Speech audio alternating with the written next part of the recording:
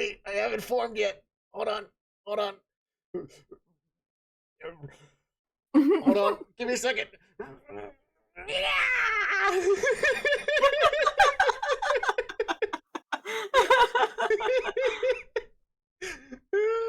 And I'm here. I'm here joining the birthday. Yeah, words I can form. Words and things. Yeah, English is hard. it is. I'm not really good at it. I struggle with it. Blah, blah, blah. God damn it! I can't keep up the bit for too long. Anyways, besides me just appearing, insert funny appear meme here. Hello, welcome. We had a little bit of a delay start because we were waiting for the third person, which they honestly were just passed out, so it's all good. We don't we're not in a rush to like do it, but Mhm. we wanted to get started and not like you know be 9 o'clock in the morning or not in the. What am I on right now? Jesus. Also, I got some news that Coral may make it. Yay! I mean, oh god, I can't I can't speak. I can't talk. I can't type because I was about to put "let's good" instead of "let's go." What is my what is what is off about today that I don't yeah I don't know. I don't No chat idea. chat. I'm scared of myself. I'm really scared of myself. Like I can't. I'm gonna be honest with you, Chief. I don't even know what's going on with me right now. But fuck it, we ball. Anyways, yeah. Hello. I already did this again. Yeah, Katawa, right? Yeah. Katawa. Yeah. Let's put that up. The game. Uh, oh, um, uh, Ash. Yeah, what? What? What? What? Why are you in the center right there? Because it's all about me. This is my stream now. Shit. I mean, I guess I'll go. I guess just hold on. Wait. Give me a second. I guess I'll see myself out. Just, see you guys.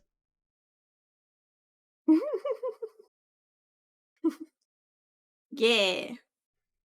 This is my domain. Funny. I was gonna say, funny enough, this same like, just like stream overlay that I have, well, Mhm. temp one was the whole thing that I used for when I first did a collab with you. Oh wow, yeah. It's the same door that you just appeared as a duck. Yeah. It was great. It was I great. remember. It was wonderful. It was amazing, amazing times, and it was a good friendship that formed, and it was blah blah blah blah. Yeah, you know. Yeah. Anyways, let me just where's Discord? There it is. Unlock that. Yeah. Oh yeah. Just snuggle up. It'll also probably make you tinier because like if Coral joins now, like it's gonna just you know Yeah. it's gonna suck the life out of me, and I'm just like oh oh. Oh yeah, I also need to put piece of trash up. Where is that? Hold on. Where is order? Move to the top. Thank you, and stop covering Ash. Well, Don't cover me. come here. Can't put baby in the corner. I can't put baby in a corner. Me just and oh Jesus, what the hell did that do? Christ. Eh, eh. You mean move? You mean you move your wifey over so she doesn't get covered by the game again? Because funny game in temporary overlay. I see this is I see this as an improvement. Yes, funny enough, it is. It's the best that I could do because time, money, bitches. I guess I don't know. I don't even know why I'm starting out anymore. Anyways, It's Katawa. like Young Money, Cash Money, Bitches. So the the whole thing that was gonna happen was we were gonna start from the beginning, so we could give like core run through of what goes on. Mhm. Like I don't know how far she is from like arriving. I'm arriving.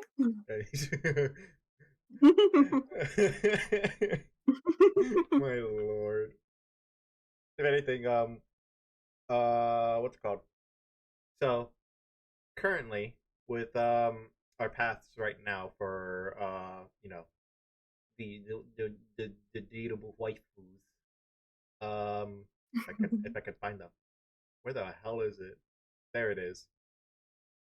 I found it. Okay. Mhm. So currently we completed Lily. And Mhm. there is, let's see, one, two, three, four girls left to romance. And Kenji. And Kenji too. Mhm. Wait, what do you mean? Lock on it. You want to fucking go, man? You want to fucking go? Do you want to throw hands? I don't have hands at the current moment, but I'll throw them. I'll throw something at you Throw something. because he's just like meant Ash taking over the stream. I mean, fair enough, I guess. You poor you slimy boy. When you're a beautiful Oni right here. Anyways, but yeah, we got four options left, including Mimi Kenji. So I'll let you decide on what we're going for. Oh. Um, let's see. I kinda wanna go for Hanako if Uh, she's available. She is available. The Awesome. the I wanna one know more about her. Mhm. yeah, the one that is not available would be Misha. Funny enough, Really? really. That's interesting. So the ones that you could get a route with would be Lily, Hanako, um, Emi, Rin, and Shizune, Uh, and then Mimi I guess Kenji. maybe pair Misha with Shizune because they're always together. Yeah, there is you know a thing with her, but that would result Mhm. in the bad ending, Mm-mm-mm. which is odd in all seriousness. But we'll save that for another time. Also, I Mhm. should stream to Discord because it would be the smart thing. Mhm. But yeah, we're gonna probably skip over like the confession and the hospital bit, so we could just get into it. And you choose our path there. Mhm. Also, I need a sticky note. Gib, gib the sticky. I'm gonna post it on my computer monitor, like that one drawing of my slime. Also, God, no, no more sticky notes. I only need one, please. Mhm. I don't need more than one. Anyways, gib. Oh, it's on that side. Hello, Masi. I didn't expect you to join.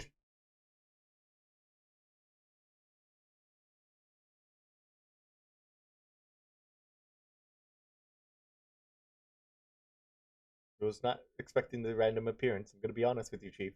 You kind of scared me.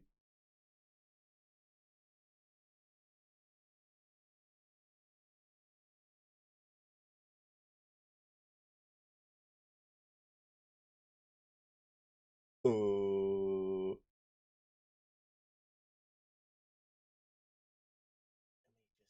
what I was doing earlier.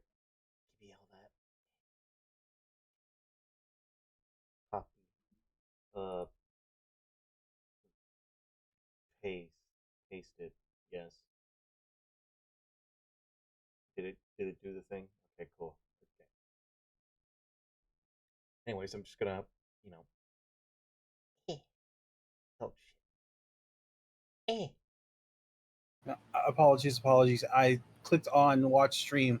And I thought it was going to take me to Twitch, and it brought me in here. I am so sorry. It's all good. It's all good. How's Ash doing? I'm good. Yeah, it's good. Happy birthday! Thank you. Since I'm in here, I'm gonna bug you with that. Do you mind having another watcher, or should I leave? I mean, like, we had the same incident earlier with a random person in the Discord. I mean, currently right now we're waiting for Coral for the whole thing, but Okay. she's on her way already. Like, hopefully she could make it. No worries, no worries. I just was noticing you streaming, and I'm like, oh, cool. And then I'm like, oh crap. So yeah, I'm gonna go. Okay. Y'all have fun. Bye. Bye. Bye. Bye bye. Let me move you back over. There you go.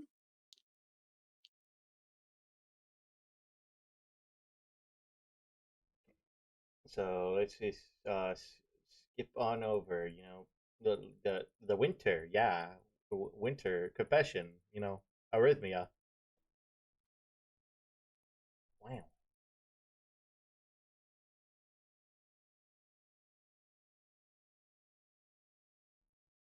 Hospital. Hmm. Then I actually also like voicing the doctor. Like the one from like uh Yamaku. Mhm.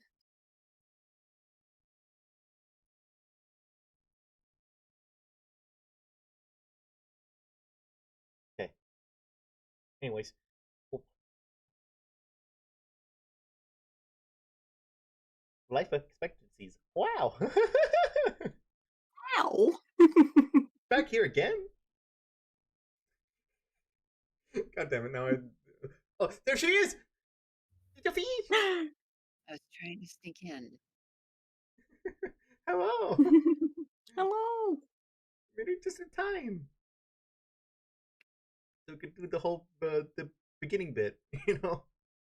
I I apparently I had the time written down wrong anyway, so I mean, at the same time, I should have also specified a little bit with, like, you know, time zones. time zones is what threw me off and I was exhausted after the last stream I was on. So I Mm, was like, I'm just gonna sit on the couch and like watch some YouTube videos, and then I woke up and it was 5 minutes ago. fair enough, And fair I enough. just assumed I missed it. No, you like I said, we delayed time a bit there, so you're all good. I appreciate that. Yeah. If anything, let me just main menu. So what I talked with Ash earlier is we're gonna do the whole like beginning intro just so you could catch up to speed of what happens, Okay. and the route for the next uh you know route that we're going for is going to be related to the blonde haired girl that you popped in for that one time. You know, words. Um, did I actually pop in, or I thought I was just in text for that? Yeah, you popped in for text. I mean, so yeah, I don't know. I'm not good with words. English language I may. was Oh, go for it. I was told to be here, and I showed up 15 minutes late with Starbucks. That's how I feel right now.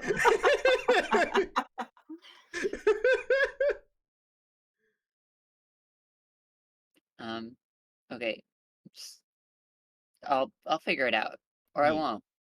One or the other.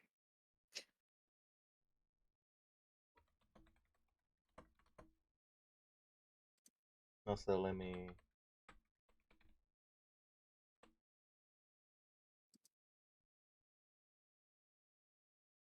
Also, yes, thank you, autocorrect. Very cool. Going from appreciate it to Capricorn. Fair enough.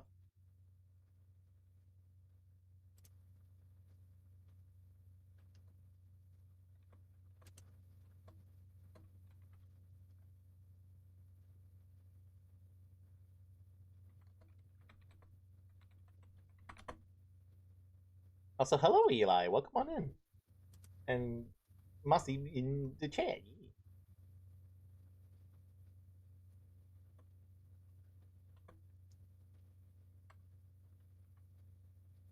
Okay. Anyways, enough of the delay. Also, let me make sure, like, if I have Coral, like, maxed out here. I do not. What? Discord, what have you done? This is new. Anyways. I'm still trying to get it to do sound properly and pull my air conditioner out of the sound.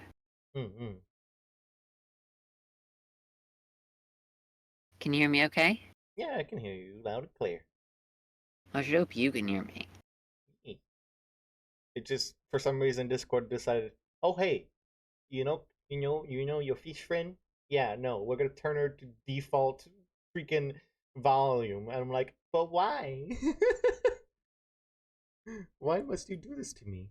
I'm just trying to Discord talk. hates fish. It's a known issue. Yeah, it apparently is. Also, why do you do so changes? I don't understand. But you know what? Fair enough, I guess. Okay. Anyways, start. Okay. Also, oh, Minnie! I forgot.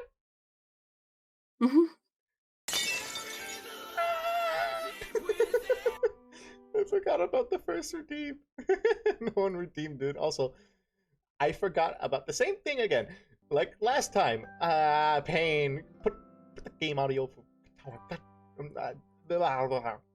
okay, anyways, just reading, a fantastic thing. A fascinating thing.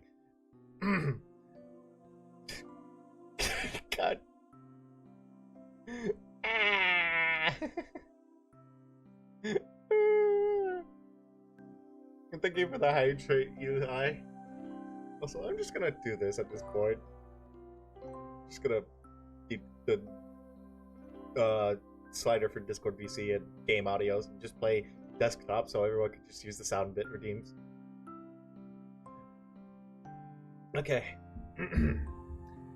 A light breeze causes the naked branches overhead to rattle like wooden wind chimes. This is a popular retreat for couples in the summer. The decision tree or decisions. I don't. Fuck. Deciduous. Thank you. I don't know why I struggle with words, even though it's my first, like English mainly, but my main language I struggle with. I do not know why. The deciduous trees provide a beautiful green canopy far out of sight of teachers and fellow students. But now, in late winter, it feels like I'm standing under a pile of kindling. I breathe into my cupped hands and rub them together furiously to prevent them from numbing in this cold. Just how long am I expected to wait out here, anyway? I'm sure the note said 4 o'clock p.m. Ah, yes. The note. Slipped between the pages of my math book while I wasn't looking. As far as cliches go, I'm more of a fan of the letter in the locker. But at least this way shows a bit of initiative. As I ponder the meaning of the note, the snowfall gradually thickens. The snowflakes silently falling from the white painted sky are the only signs of time passing in this significant world. Their slow descent upon the frozen forest makes it seem like time has slowed to a crawl. The rustling of dry snow underfoot startles me. Interrupting the quiet mood, someone is approaching me from behind.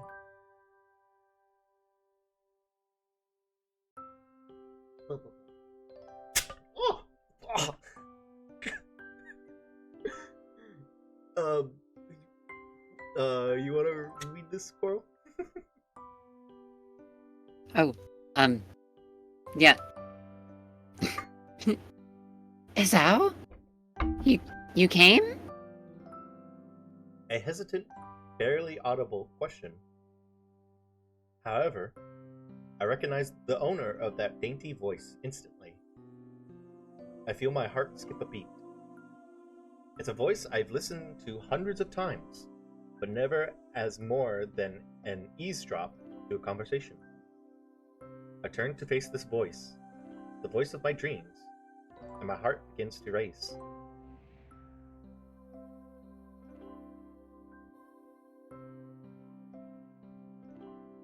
Iwanako? I got the note telling me to wait here. It was yours? Damn it. I spent all afternoon trying to come up with a good line, and that was the result? Pathetic.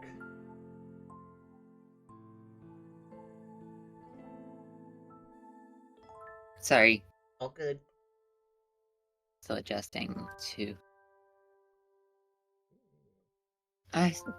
Yes. I asked a friend to give you that note. I'm so glad you got it. A shy, joyous smile that makes me so tense I couldn't move a single muscle, even if I tried.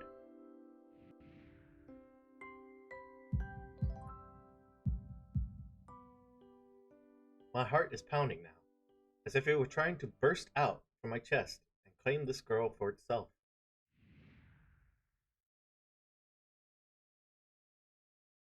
So, here we are, out in the cold.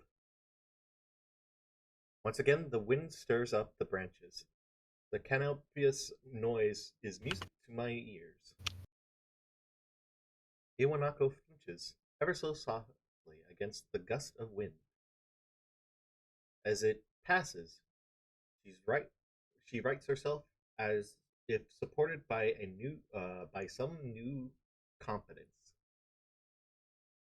Sentencing, you know. Her eyes lock with mine, and she lazily twirls her long, dark hair around her fingers. All the while, the anxiety beating of my chest or my heart grows louder. My throat is tight. I doubt I could even force a word out if I tried. You see, I wanted to know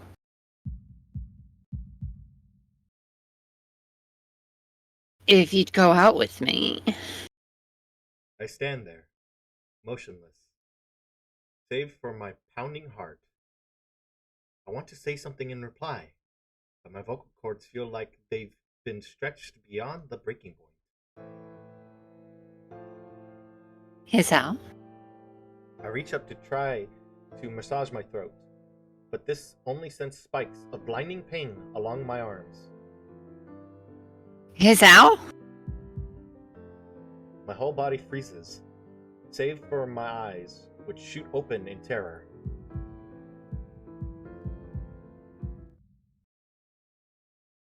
Isao! The beating in my chest suddenly stops, and I go weak at the knees. The world around me, the canopy of bare branches, the dull winter sky, Iwanako running towards me, all these fade to black. The last thing I remember before slipping away are the sounds of Iwanako screaming for help and the incessant clattering of of the branches above. I'm sorry, did you just bring me on here just to kill the protagonist? God damn, he's dead. Roll the credits. Katawa Shoujo. Here it is. Like you could have opened with that. Instead of just killing him off right away. I'm just oh yeah, you're voicing that one person you voiced like 2 weeks ago, and I'm like, yeah, I remember that. Sure.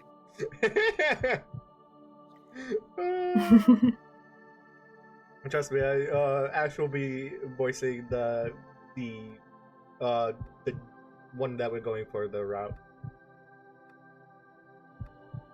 Oh, so I'm just filler. I get it. Yeah, no, that's fine. That's fine. Oh.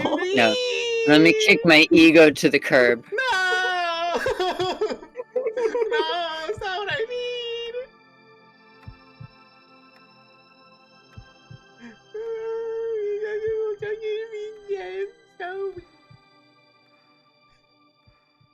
I'm just teasing you. You know it. I know. This is gonna be great. I do need to know before if we go any further. I will keep myself tame because apparently there is a false rumor, belief, whatever, that I am significantly more wild than I actually am.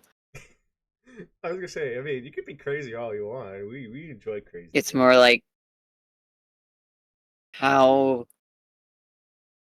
what's a good term for it? How much am I allowed to crack wise? Like in like In general, I guess. I mean, as long as it gets like past the 30-minute mark when it comes to like YouTube's sake, because please YouTube don't kill me. I'm not about to say insert slew of words that would get me in trouble here. Yeah, if anything, you mean you could just No, I just don't. If I'm expected to sit quietly between me reading, I want to know so that I can do that. Because I Wants have to know if she can never. banter. Yes, that. Thank you. The word banter had escaped my brain and gotten loose. fair enough, fair enough. I mean, like if we like in the midst of reading, we do like to crack jokes in here and there when like Yeah, It should be I'm fine. not. Yeah, I'm not gonna go crazy. I promise. it's all good. It's all good. No, no worse than usual. Well, honestly, I'll probably be on better behavior than usual. Well, most fish are usually classified as wildfire. God damn it, Lock-On. Oh my lord. Anyway. It's been 4 months since my heart attack. In that whole time, I could probably count the times I've left this hospital room unsupervised on one hand. 4 months is a pretty long time when you're left alone with your thoughts. So I've had plenty of time to come to terms with my situation. Arrhythmia. A strange word. A foreign word. Alien word.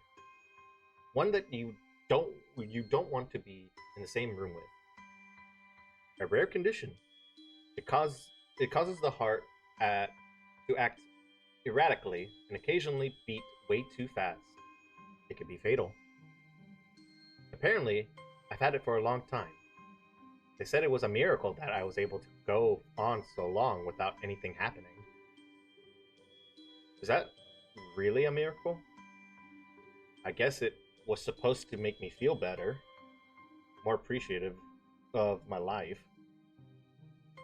It really didn't do anything to cheer me up. My parents, I think, were hit harder by the news than I was. They partially had 2 hemorrhages apiece. I had already had a full day by then to digest everything. To them, it was all fresh. They were even willing to sell our house in order to pay for a cure. What y'all playing? We're reading Katawa Shoujo, Hopeful Survivor. Also, welcome in. How are you doing? Hopefully well. Voice crack. Oh god. Hitting puberty. God. Again. No, not again. Only this slime only needs it once. Never twice, please. After like the third time, it really you get used to it. Oh my god. The slime becomes more sexy. What do you be, bro? I'm just here. I mean, you want to get big and tall. I mean, that's when the new model upgrade comes out. But that is what's it called? What is the fucking thing? The word is slipping my mind. I hate it. I hate it.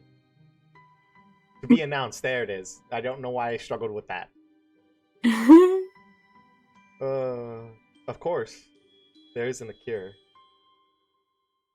Because of the late discovery of this condition, I've had to stay at the hospital to recuperate from the treatments.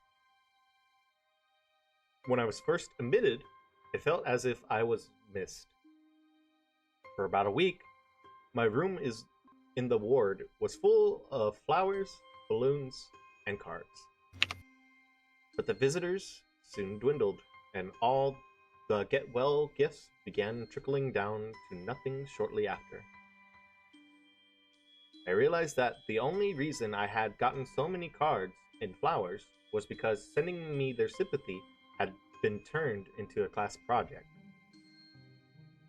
Maybe some people were genuinely concerned, but I doubt it. Even in the beginning, I barely had any visitors. By the end of the first month, only my parents came by on a regular basis. Iwanako was the last to stop visiting. After 6 weeks, I never saw her again. We never had that much to talk about when she visited anyways. We didn't touch the subject that was between us on that snowy day ever again. The hospital? It's not really a place I'd like to live in. The doctors and nurses feel so impersonal and faceless. I guess it's because they are in a hurry and they have a million other patients waiting for them. It makes me feel uncomfortable. For the first month or so, I asked the head cardiologist, I think that's cardiologist? Yeah.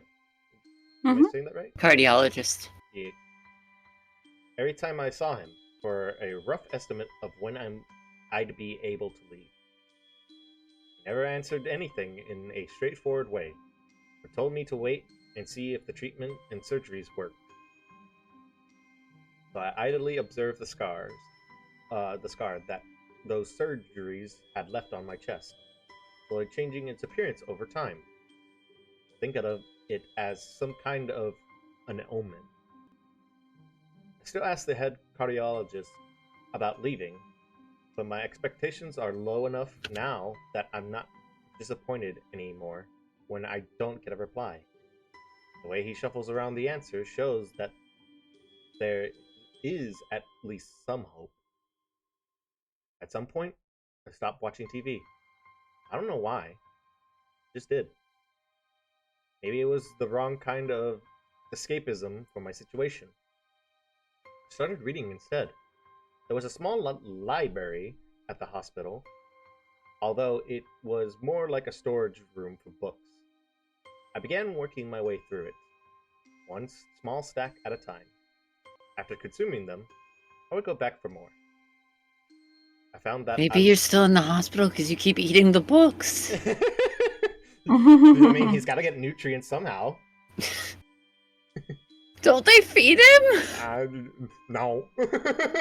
No. What do you expect? A Well, high-quality 5-star hotel hospital? Yeah, I'm gonna retract my statement in the face of remembering that this is a hospital at all. But I thought, like, it's not an American hospital. Surely it's edible. Surely you could eat the walls, you know? That's not what I meant.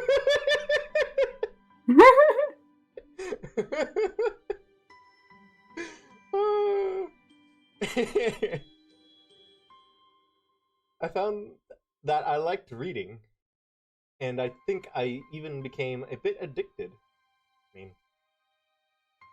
don't we all? But not to reading and really some. Wait, what's happening here? What is that? Ash, what is that? What is that? Left out. Oh, Felt left out. I was wondering when you would notice.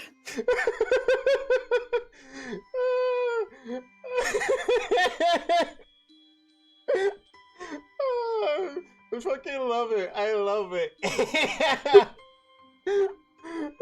wasn't expecting this to be. God damn it.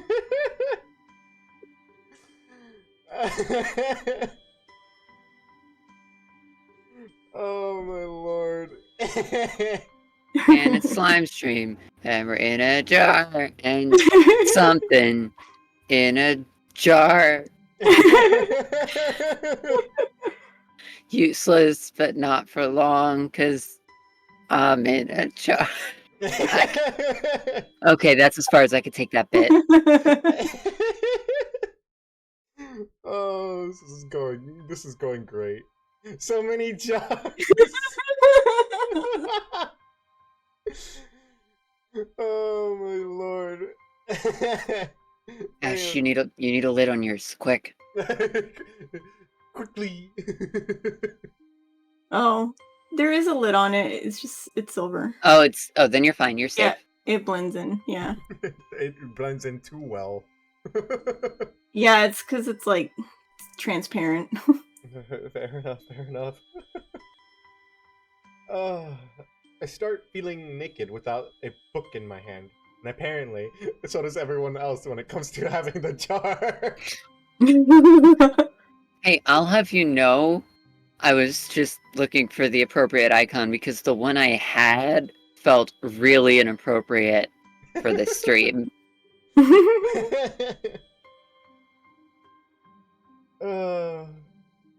But I love the stories. Oh, go for it. Oh, no. Go ahead and do that. I'll switch to the other one for a moment so you can understand. I mean...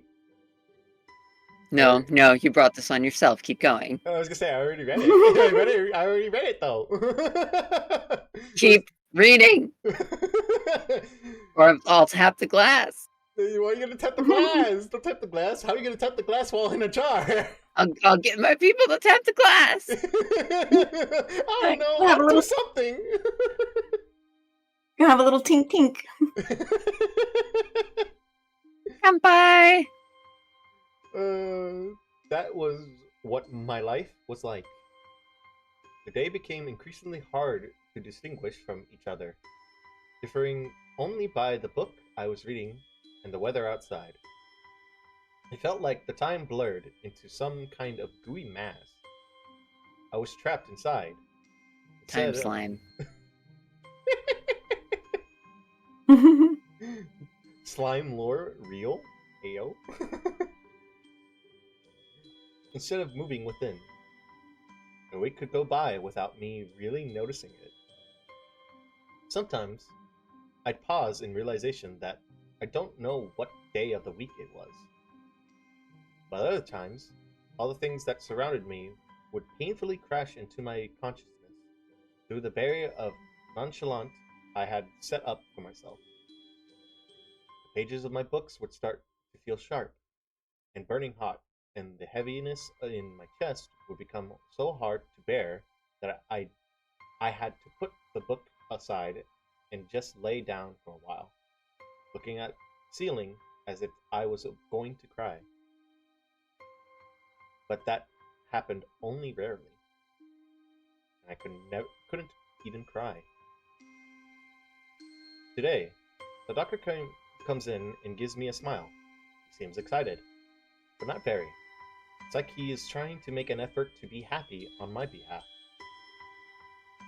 My parents are here. It's been a few days since I've last seen them. Both of them are even sort of dressed up. Is this supposed to be some kind of special occasion? It's not a party. There is this ritual the head cardiologist has. Takes his time, sorting his papers, then setting them aside as if to make a point of the pointlessness of what he just did. Then he casually sits down on the edge of the bed next to mine, looks me in the eyes for a moment. Hello, Hisao. How are you doing today? I don't answer him. I smile a little, back at him. I believe that you can go home.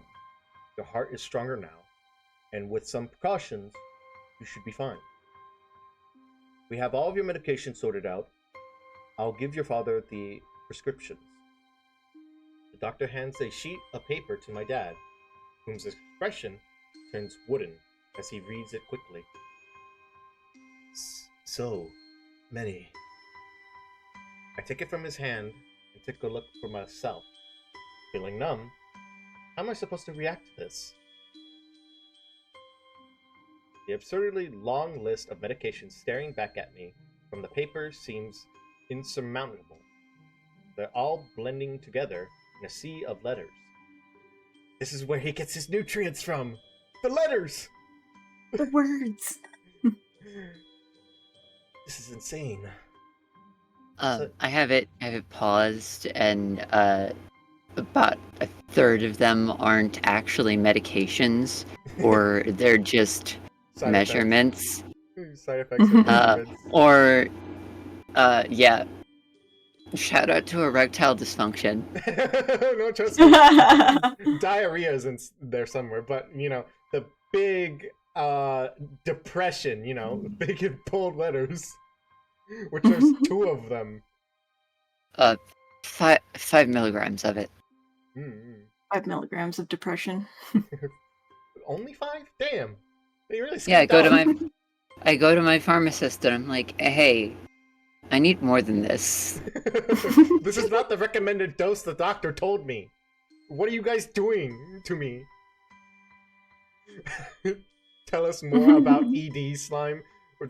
Hey, not the smartest slime I know. No, but you're the best slime I know.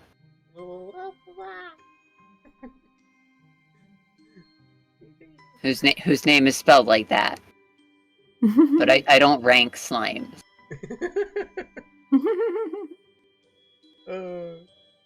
Side effects. Adverse effects. God damn it. Transition. God fuck. Can I word? Contraindications. There. Contraindications.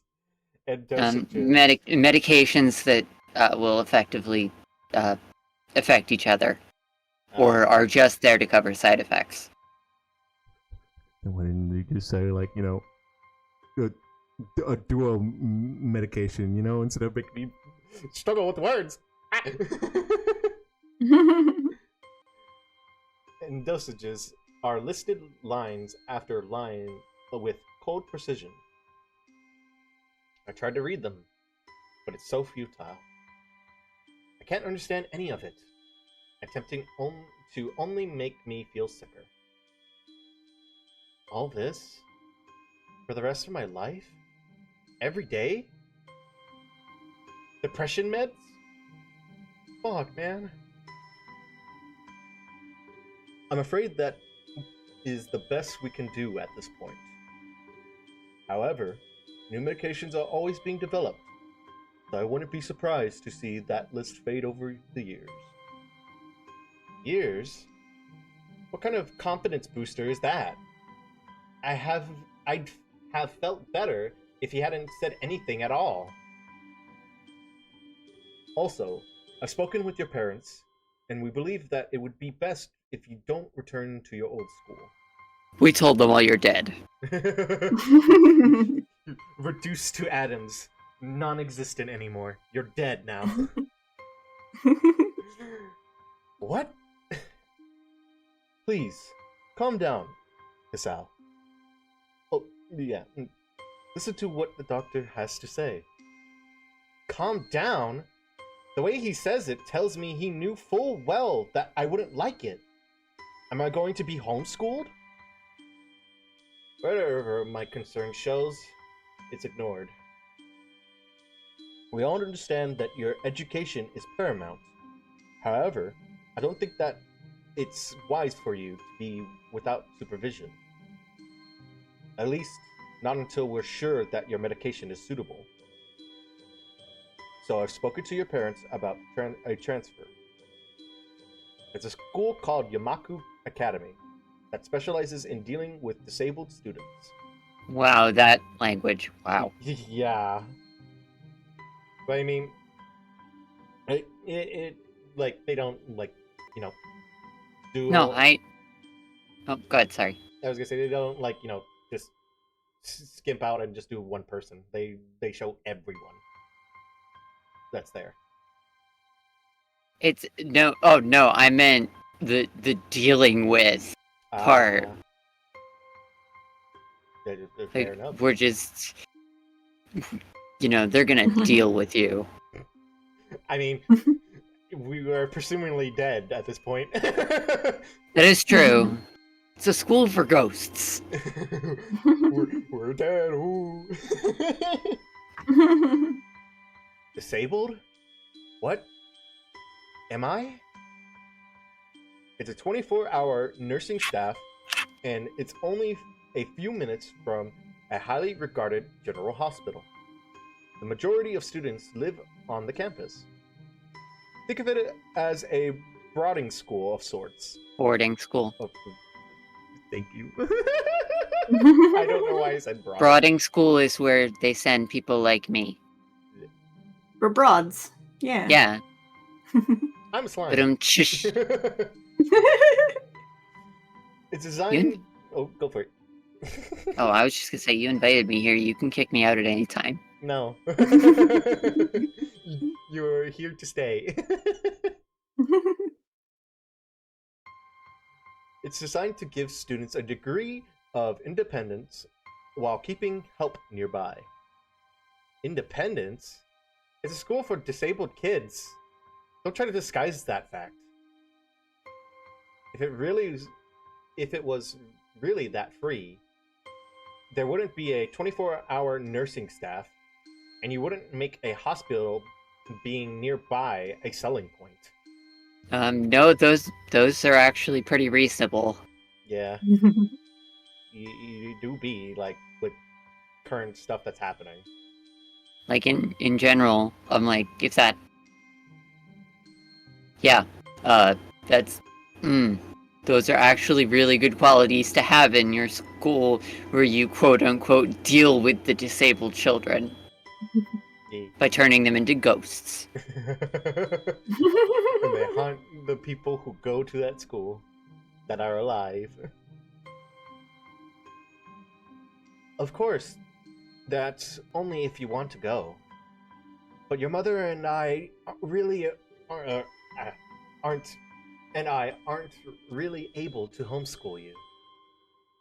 We went out there and had a look a couple of weeks back.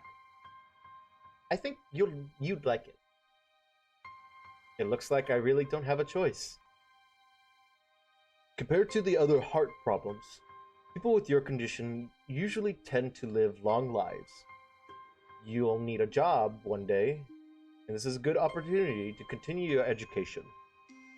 This isn't an opportunity. Don't call it an opportunity. Don't call it a goddamn opportunity. Well, you should be excited at the chance to go back to school. I remembered you want to return to school. And while it's not the same one, a special school, that's an insult. That is what I want to say. It's a step down. It's not what you think. All the students there are pretty active in their own sort of way. It's geared towards students that can still get around and learn, but just need a little help. in one way or another. Your father's right, and many of the graduates of the school have gone to do amazing things. A president doesn't have to be held back by their disabilities. I'm not groaning really loud and really long out of respect. One of my colleagues in another hospital is a graduate. I don't care. A person doesn't have to be held back by their disabilities. That's what a disability is. Thank you. As someone with a disability, thank you. I really hate that something so important was decided for me. But what can I do about it? A normal life is out of the question now. It's funny. I had always thought my life was actually kind of boring. But now I missed it. I want to protest. I want to blame this lack of reaction on shock or fatigue. I could easily yell out something now. Something about how I can go back to school anyways. But no. I don't say anything. The fact is that I know now it's futile. I look around the room, feeling very tired of all of this. The hospital, doctors, my condition, everything. I don't want to see that would make me feel any different. There really isn't a choice. I know this. But the thought of going to a disabled school, what are those even like? As much as I try to put a positive spin on this, it's very difficult. But let me try. Clean slate isn't a bad thing. That is all I can think of to get me through this.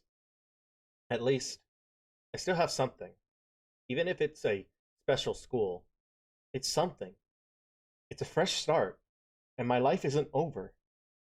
It would be a mistake just to resign myself to think that. At the very least, I'll try to see what my new life will look like. Fades to white. Wow, is it the ending already? No, but it's Act 1.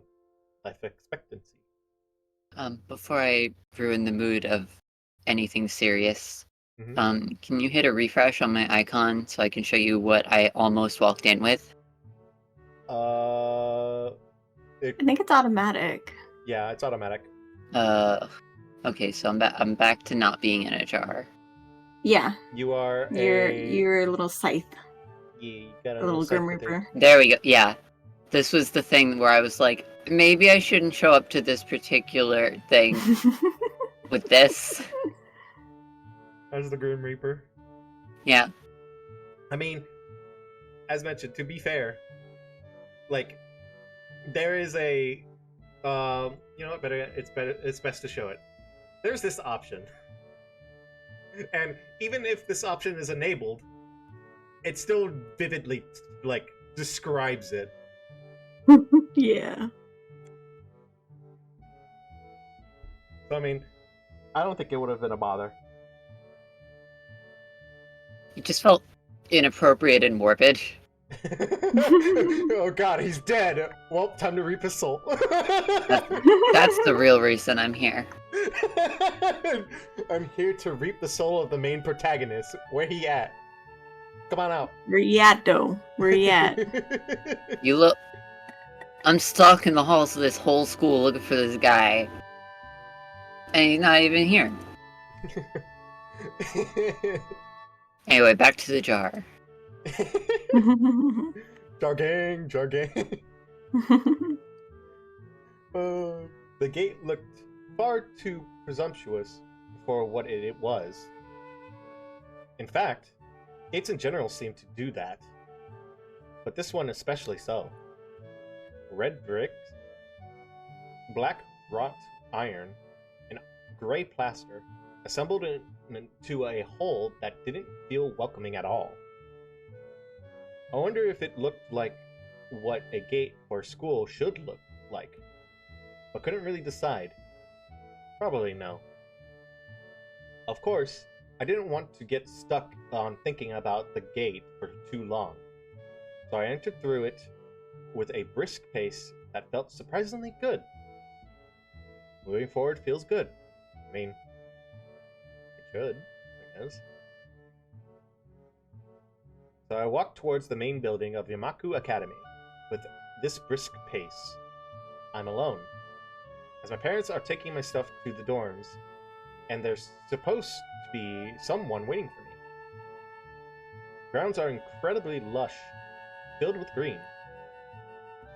It doesn't feel like that kind of grounds a school would have, more like a park, with a clean walkway going past trees and the smell of fresh cut grass and all other park-like things. Words like clean and hygienic pop into mind. Makes me shudder. Ayo, my slime bro. Ayo, Slanty Tomcat. Welcome on in. Hopefully you're doing well. Yes, being hygienic. The The worst thing. hygiene? Cleanliness? What that? We don't know her.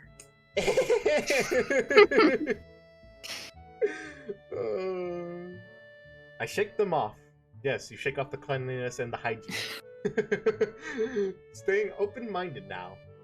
It's your new life. You have to take it as it comes. That's what I tell myself. A few big buildings loom behind the leafy canopies, too big and too many for just a school.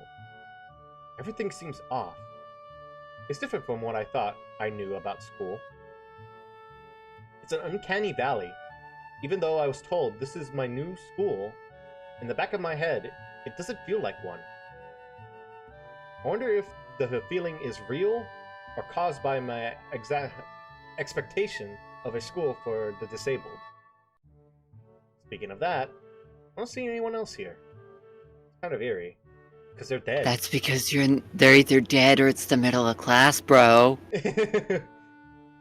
I'd stick with the dead part. I think everyone's dead. Is that what we're committing to? Okay, yeah, they're all dead. They're all dead. All of them.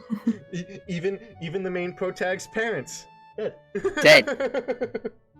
The doctor Why do you in the think we never hospital. see them on screen? Thanks for the sub. Planty Tomcat! What the fuck? I do well. I also dropped this here too. But thank you for the gifted to Eli. I appreciate it. Dang, he's racking in numbers. Oh, Jesus. It makes me wish there was somebody here so I can anchor myself to something tangible instead of having this feeling that I stepped into another dimension. The trees hum with... Ooh, go for it. Sorry, the delay keeps making me talk over you. Anyway, I was gonna say, well, you had the cleanliness and hygiene. But then he just shook it off, you know? The trees hum with the wind, and the green hues flashing all around me catch my attention. It makes me think about hospitals again. How they say that the operating rooms are painted green because green is a common color. Is it? I usually expect white. Or I've- blue. It's always like white with that weird fluorescent blue hue over everything. Mm-hmm. I've never seen a green operating room. Neither have I. Same. Yeah. Why am I feeling so anxious, despite all this greenery? Because you're dead. Only after I stand in front of the haughty main building, I surprise myself by realizing why the gate bothered me. I lurketh. Fair enough. Enjoy your lurk, Tomcat. Also, god damn it. It was the last chance I had to turn back. Even if I had no life I could return to. You literally can just turn around right now. You can't, though, because the gate is also a ghost gate. The gate is also dead. That bush, dead. The tree, dead. The chimney, dead. That railing, Mhm. probably alive, but dead. Not for long. That lamppost in the middle back there? We're not sure. You should run.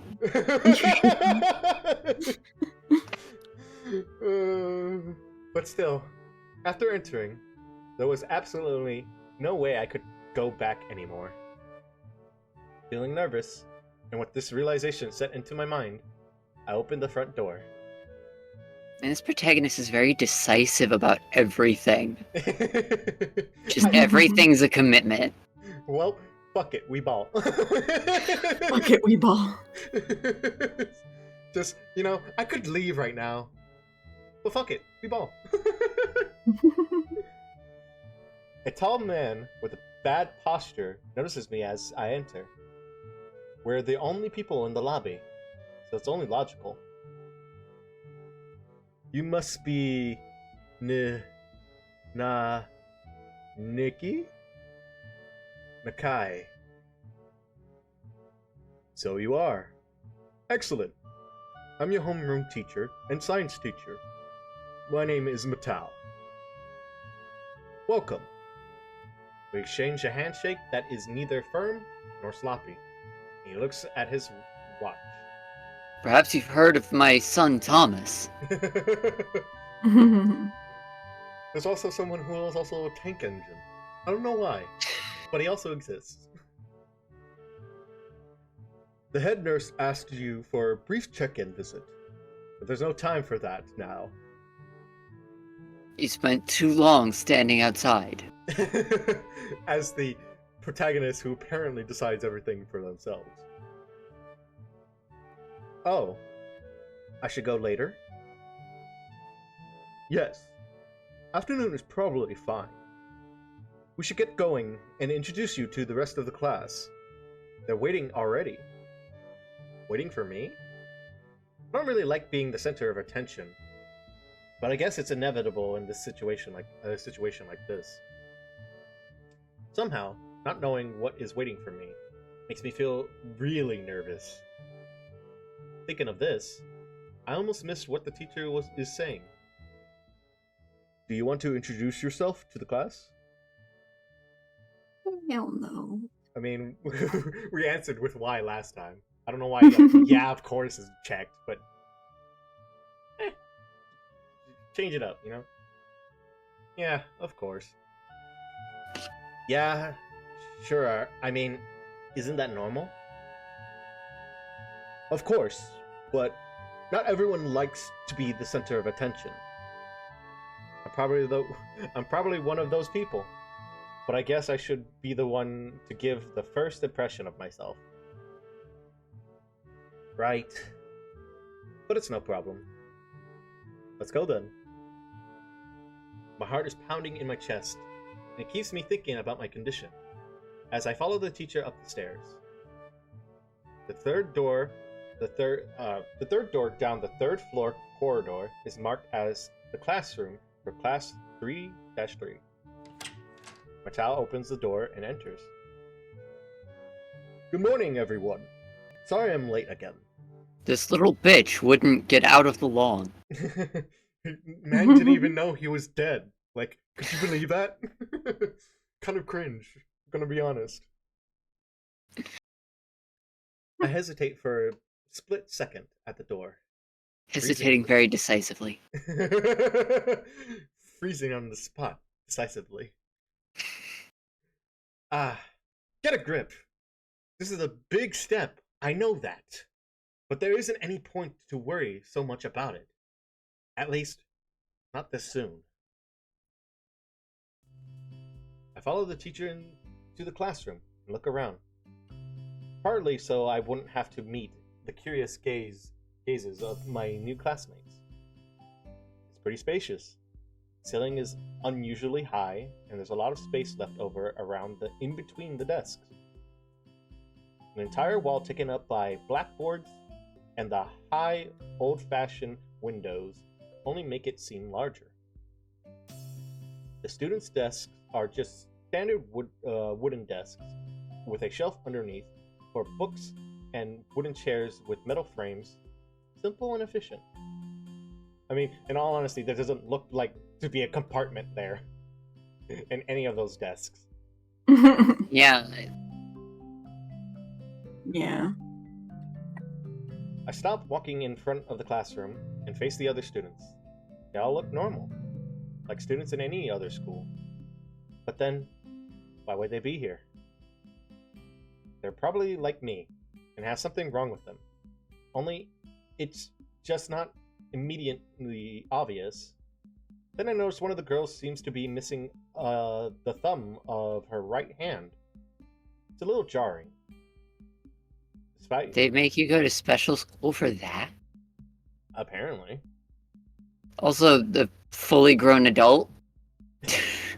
The one in the back by the window. Oh no, I meant the one in the front. This guy right here, the one with the glasses.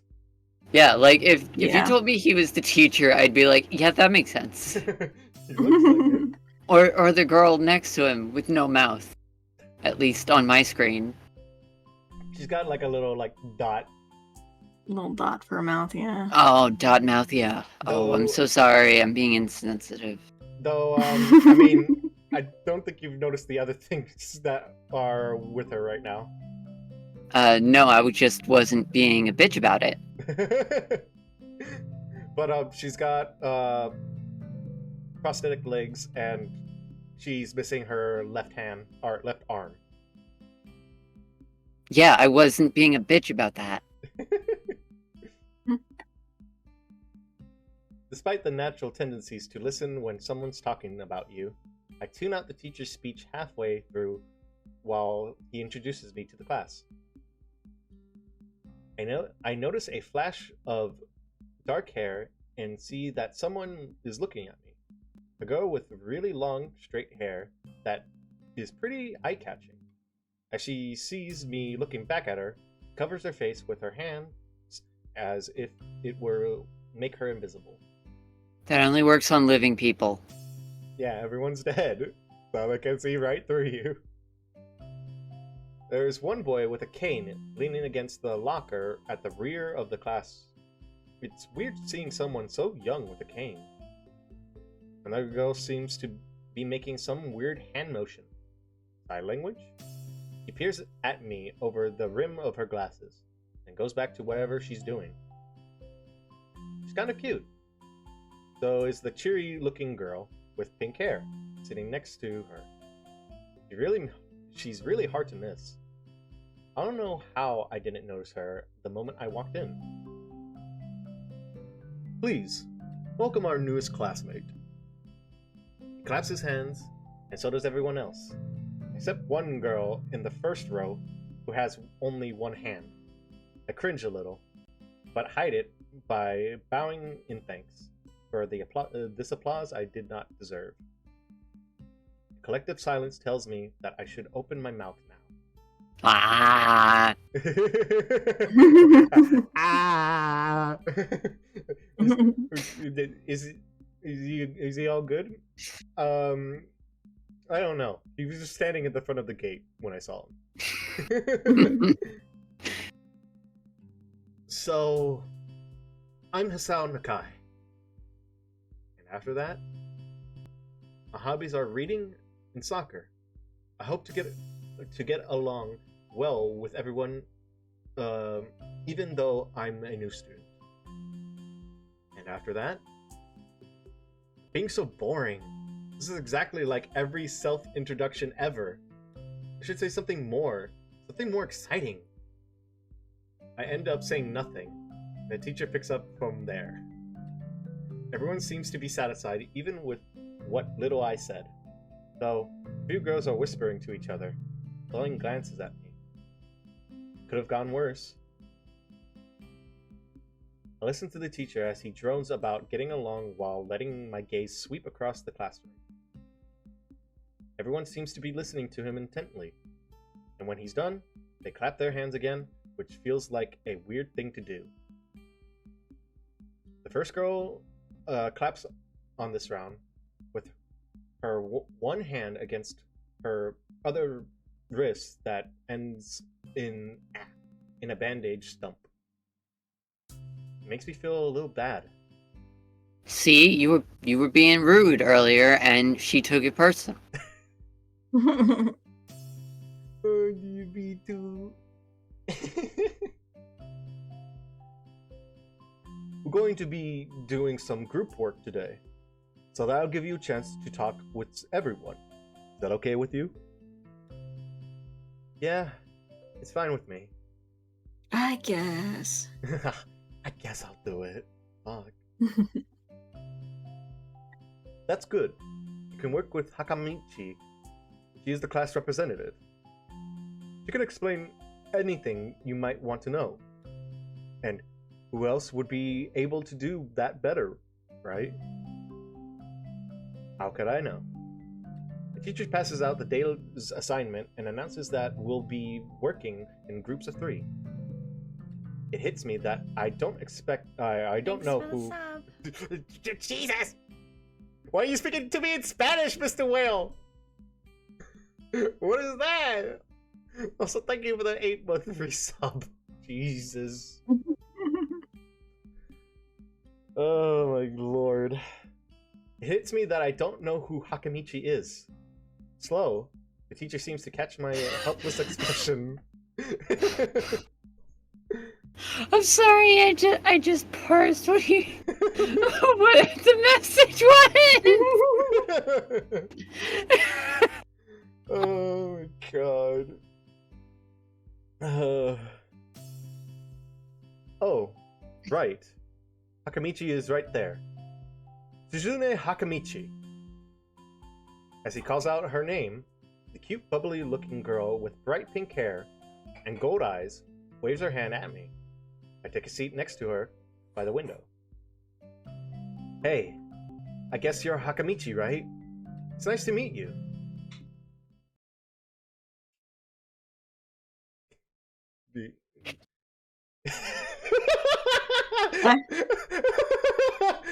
I see Coral went for the gun, and I love it because she cut out as she was doing it.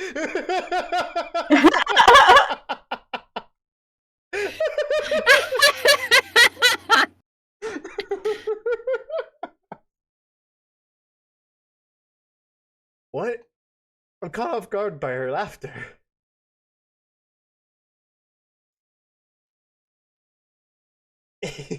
Oh, am I committed to this now? Okay. I was It's like, nice I don't know. I don't know. I don't know what you guys do with this. I was given no direction. I'm just here. It's nice to it's nice to meet you too, but I'm not Hakamichi. I'm Misha. This is Hakamichi. Hakamichi Shi-chan. Shi-chan.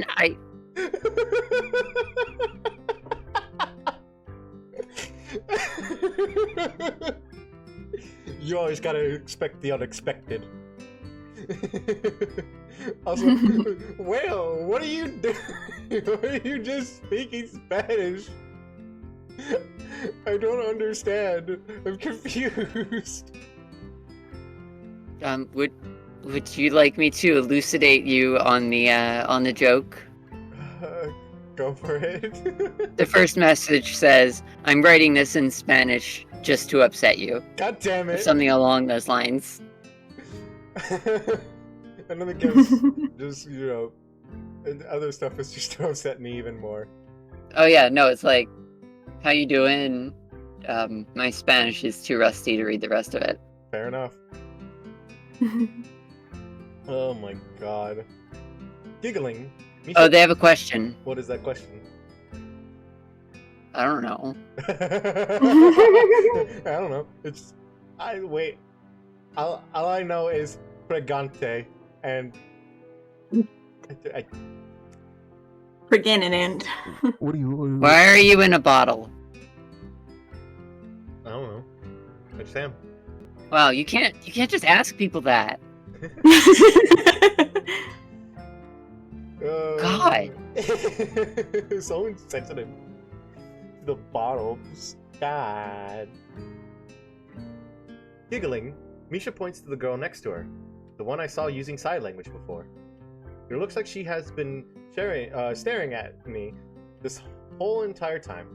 She nods once nonchalantly to show that she acknowledges my presence, but only barely. Yeah, we're all in jars. You're the weird one.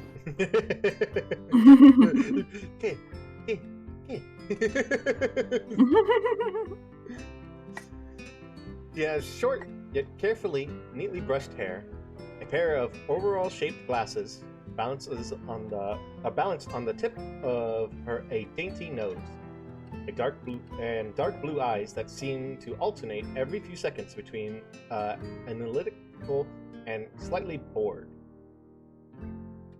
Nice to meet you. She immediately looks at Misha, who's smiling and makes a few quick gestures with her hands. Takamichi nods and makes a few gestures of her own. I start to wonder if the teacher was messing with me, saying things like, "You'll be able to talk to people," and "Who better to explain things to you?" The staff at this school, the doctor, everyone is just shitty. I mean, they're all dead, so I mean... Like, even if they're dead, they're still shitty. Is this the bad place? Nightmare.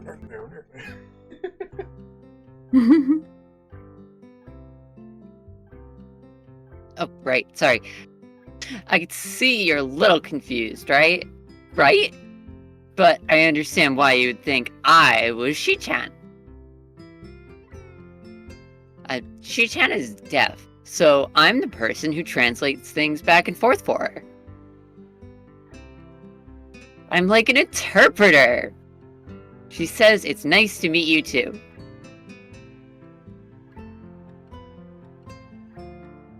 You're the new student, aren't you? Well, Shi-chan, of course he is. If he wasn't, he would have been standing up there for no reason, right? He seems like a very interesting person, doesn't he?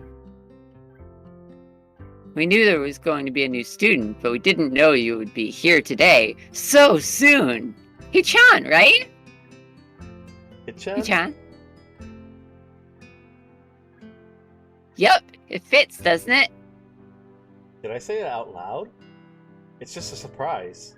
I never liked that nickname. I don't really see how. It fits. You look just like I imagined. You know, being a ghost and all.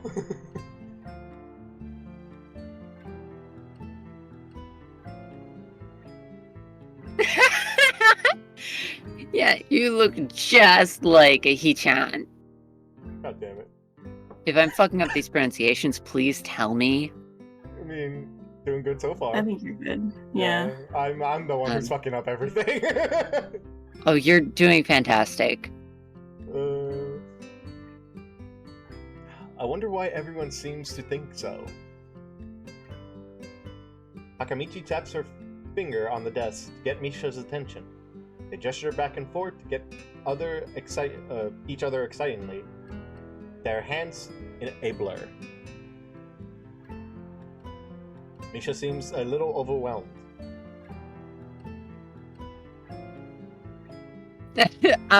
Sorry about that. Shi-chan wants you to know that she's the class rep. So if there's anything you need to know, you can feel free to ask her.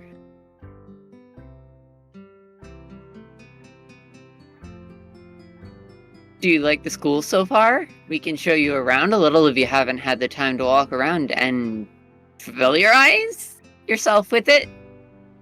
Misha stumbles with the hard word a bit, making it stick out in her otherwise fluid translation. Thanks. That would be pretty helpful. Yeah. I just kind of came straight to school today, or class today.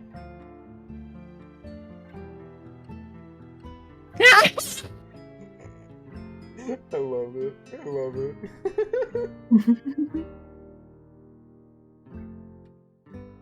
That's no good. You should always try to learn as much as you can about where you're going before you go there. Not just with school either. Always, even if it's a trip to the convenience store. Really, Shi-chan?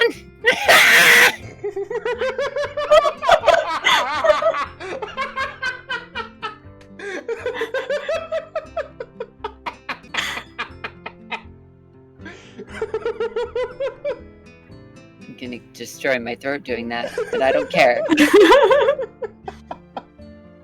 I fucking love it. I love it. Love it so fucking much. It's great.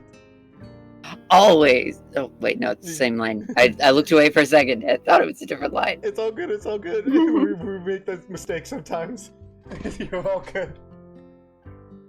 Learning about where you're going? I guess I didn't bother to do that. Or just didn't care enough to do so.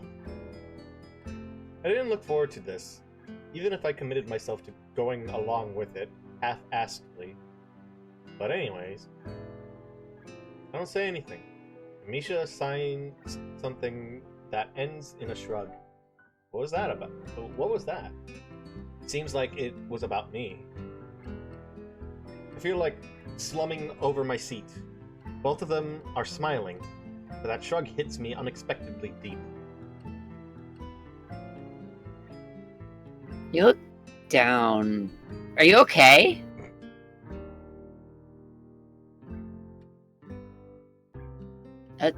Don't take it the wrong way, please. I hate it when people are afraid to ask questions. That's how people learn things, by asking.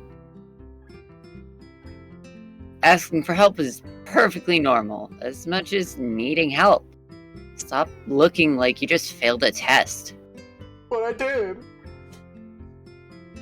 Because I'm dead! I failed the test of life! Fuck! The test of life.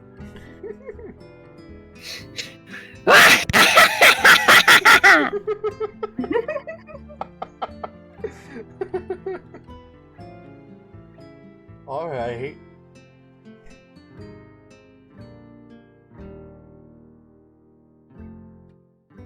And another thing, you don't have to call Shi-chan something so formal like Hakamichi or class rep all the time. Just call her Shi-chan. Why is Ash in a jar? Why aren't you in a jar? Yeah, why aren't you in a jar? Let's fix that. For the record, Mr. Whale has just been saying pretty much nonsense in Spanish. I can tell. And then I see the mention of FF14, and I'm like, Pain.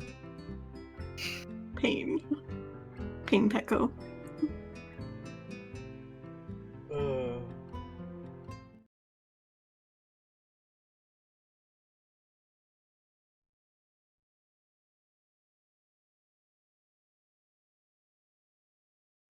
Oh, sorry. it's okay. Okay, maybe that's too casual. Maybe Shizune would be more appropriate? Yep. Shizune is fine. Okay. That would be a lot easier for me. I feel a lot more at ease. Both of them seem so friendly.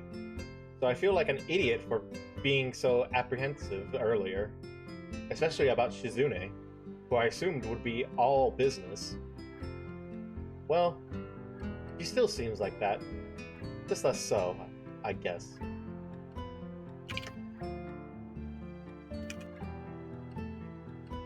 Huh? Oh, right, we haven't even touched the assignment. We should start work right now. Or Shi-chan will get mad. The assignment is also kind of long. So we should start now if we want to finish it before the end of class.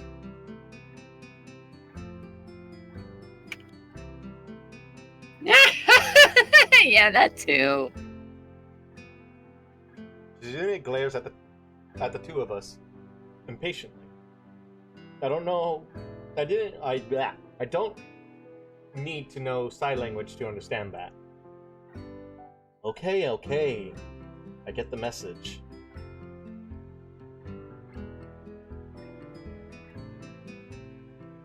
After class, we can take a walk around the grounds together. It's a nice day today, okay?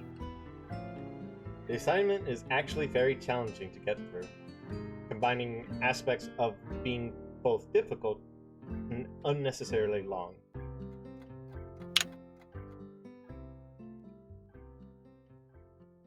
Still, we finish it in a few minutes earlier than anyone else in the class.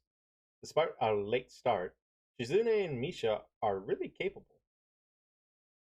They're different, though the class rep is as calm and professional as she looks, while Misha is a lot more playful and girlish, not to mention a little more easily distracted. To be honest, the two of them did most of the work. I feel guilty about that. Bro, it's your first day at a new school. Yeah, how to go to school, like, bro, chill out. Got eternity. I mean, it took Danny Phantom, like, years. The clock tower bells ring, signaling the end of the period. Time for lunch. Without knowing what else to do, I follow Misha, who is beckoning me into the hallway and down the stairs. We descend even below the lobby, where I meet Matao down to the bottom Met. floor. Huh? Met Mutao. He's not standing there right now. Oh, where I met. Oh.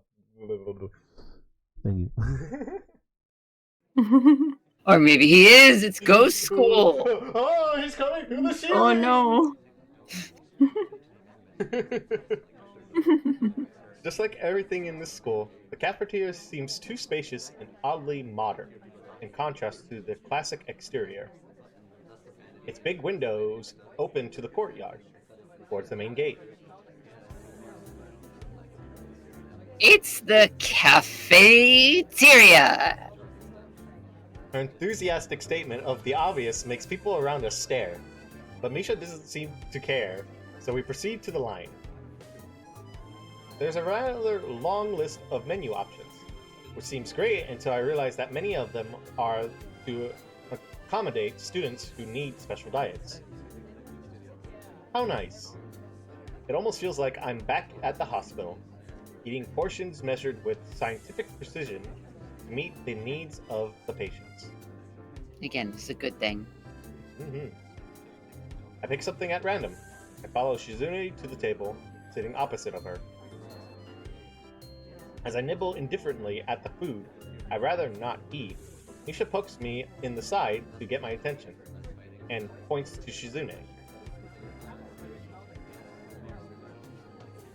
I don't understand sign, so the point escapes me. Maybe looking at a person who talks to you is proper and polite. Do you want to know something? What? About anything. We're your guides, so you should ask if there's something. I wonder. Ask about the library. Oh, yeah. Is there a library in the school? Lately I've gotten into reading a lot, so I'd like to check it out. Misha gives the kind of frown that makes it clear she doesn't consider reading a healthy hobby, but then picks up her smile again. There is! It's in the second floor. We can show you sometime. Thanks. I return to my food while the girls talk between themselves. Misha and Suzune sigh back and forth very animatedly, throwing sideways glances at me, but Misha refrains from translating. Maybe they are talking about secret girl stuff or something. Can I take this pause to to make a commentary. Go for it. This is a thing I actually know. Sign language varies wildly by region. Like there is quote unquote standard American Sign Language, but then it's completely different in communities with different vernaculars. Mhm. I have no idea how it breaks down in Japan, but expecting him to know it feels like a bitch move. But yeah, no, there are like effectively my understanding of it is a different version of sign for every language, and then a ton of breakdowns therein. Like as many as there are accents. Mm-hmm. Oh, yeah. In all honesty, I did not know about that. But it's good to know with the knowledge that you have. Yeah, I think it's really neat. But that's why there's what in America we call ASL is like the closest to a standardized that we have. At least again in America, I do not know about Japan. Specifically to kind of get around that. Neat. So that deaf people can communicate with each other. Mm. Sorry. Oh, good. There's been fun facts with Coral. I quickly notice a conversation in sign is not enough to fill a silence. We arrive in the classroom early, but we're not the first. That dark-haired girl I noticed before is slumped over her desk at the last row.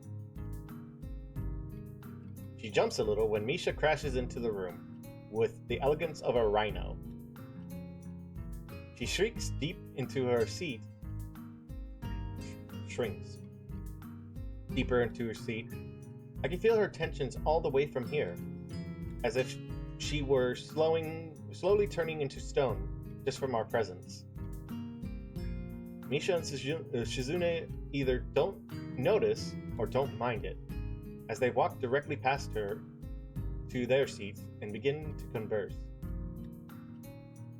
I'm left wondering about her, even when the classroom slowly fills with other students, and finally, the teacher. Getting into the rhythm of school feels strange. It's as if my brain remembers how this is done, but my body doesn't. Towards the end of class, I start yawning, counting the minutes left.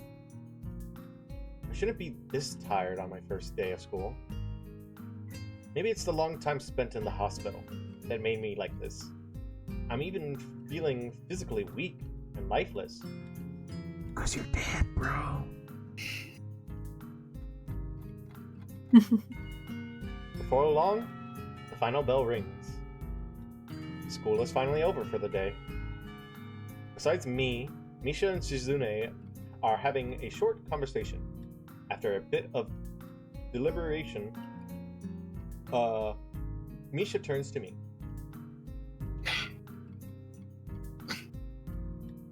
Unfortunately, we can't stay and show you around today, Hichan. We've got to hurry already since there's a lot of work for us to do. You'll find your way around here, I'm sure. Ah, wait. The teacher said I had to see the nurse. Where do I have to go? Is that so? Well, we can at least show you that much. Come on, the nurses have their own building, so we have to go outside. Because this school is designed terribly. We joined the flow of students making their way down the stairwell and outside, with the girls pointing out other senior classrooms in the same hallway as ours. When we get outside, the girls make their way to the smaller buildings right next to the school. It's built in the same style, so it looks like it's actually a part of the main building. This is the auxiliary building here. There's a lot of official and important stuff inside, like the Yamaku Foundation office and all the nurses' offices. They even have a swimming pool. How is that official?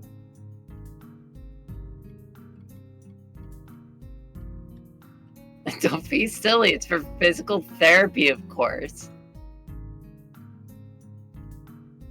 Anyway, all the nursing staff facilities are in there too. The head nurse's office is on the first floor. You'll be fine from here, right? We'll be going then. See you tomorrow! Yeah. Thanks. Bye. A whole building for stuff that has nothing to do with actual education. I guess it's necessary for a place like this. I walk in, hoping that this really will be only a quick visit like the teacher said. On the white door on the left is a green cross with the text Head Nurse and a nameplate. A voice from the inside responds to my knock almost immediately, but I can't quite make it out. It sounded a bit like an invitation to open the door, so I invite myself further in. The room is not large, and it smells strange. A friendly-looking man turns around on his office chair to face me as I enter. His desk is neat and tidy, but the bin under the table is overflowing with used medical utensils, and there are at least a dozen coffee cup rings lingering on the desk. Me too, bro. Hello there! What can I do for you today? He is young looking and sort of rugged, but the dimples in his cheeks wash that impression away when he smiles. Are you the nurse? He smiles like a person who has heard this very same question hundreds of times. Why, yes, I am. It says so on the door, no? You could call me by my name, or just the nurse, like everyone else. Of course. I shake off my confusion, realizing I probably should grab his extended hand. His handshake is rather firm and friendly. Right. I'm the new student, and my homeroom teacher told me to come here and meet you. My name is Hisao Nakai. His eyes light up with revelation, and he snaps his fingers. I didn't know he banged his head on the desk. No, that was me moving my hand, actually not trying to do a bit. Whoops. Oh, you're that Nakai. I was just reading your files in the morning. Some kind of chronic arrhythmia and related chronogenital heart muscle deficiency, right?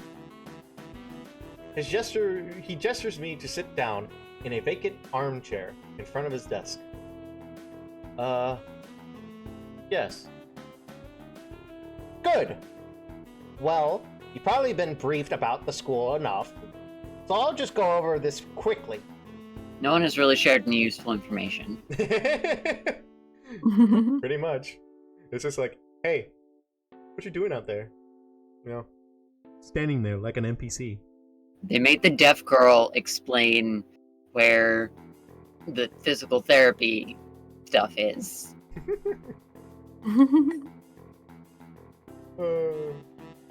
We have all kinds of facilities available, mostly physical therapy and such. There's always someone from my staff around, even at night, so never hesitate to call us if there's a problem. The famous 24-hour nursing staff. Wow, this is like a hospital. Well, not exactly. For instance, we don't do brain surgery here. Otherwise, we could fix your stupid head. Otherwise, you're huffing all that copium, it's not good for you. Like you spent the whole time you were here wandering around thinking you were dead. Which in actuality, you are. And I don't even know how I'm here. How am I supposed to give medical treatments or even listen to someone's heartbeat? They're also dead. His jokes feel so out of place that I'm left thinking, why he even said it? I don't know. He just had to point out the facts, man. Yeah. Just that it's really weird to have so many medical people at a school.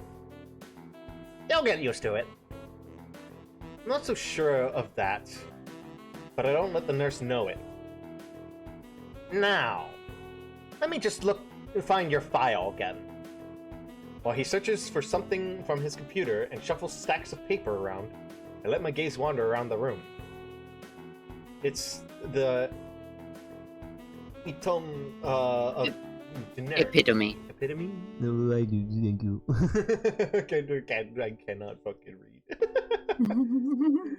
If I ever get obnoxious with that, let me know. I was gonna say no. It's good because then I'm just like, word. Okay, well, fuck it. We're not reading it. I give up. Of generic, I like to say. Binge walls and ceilings, dark gray laminated flooring, and all the equipment you'd expect from a school nurse's office. It looks like a stock photo of a school nurse's office that was put through a blur filter. Damn, who took this picture and forgot to turn off the blur filter? Shout out to the Windows XP computer from, I don't know, the late 90s, it looks like. Even that the ridiculous educational posters are hanging on all 4 walls, reminding me to eat properly 3 times a day and from all food groups. Smiling, the nurse draws a thick file from a stack of similarly thick files and opens it. This is where we store your soul!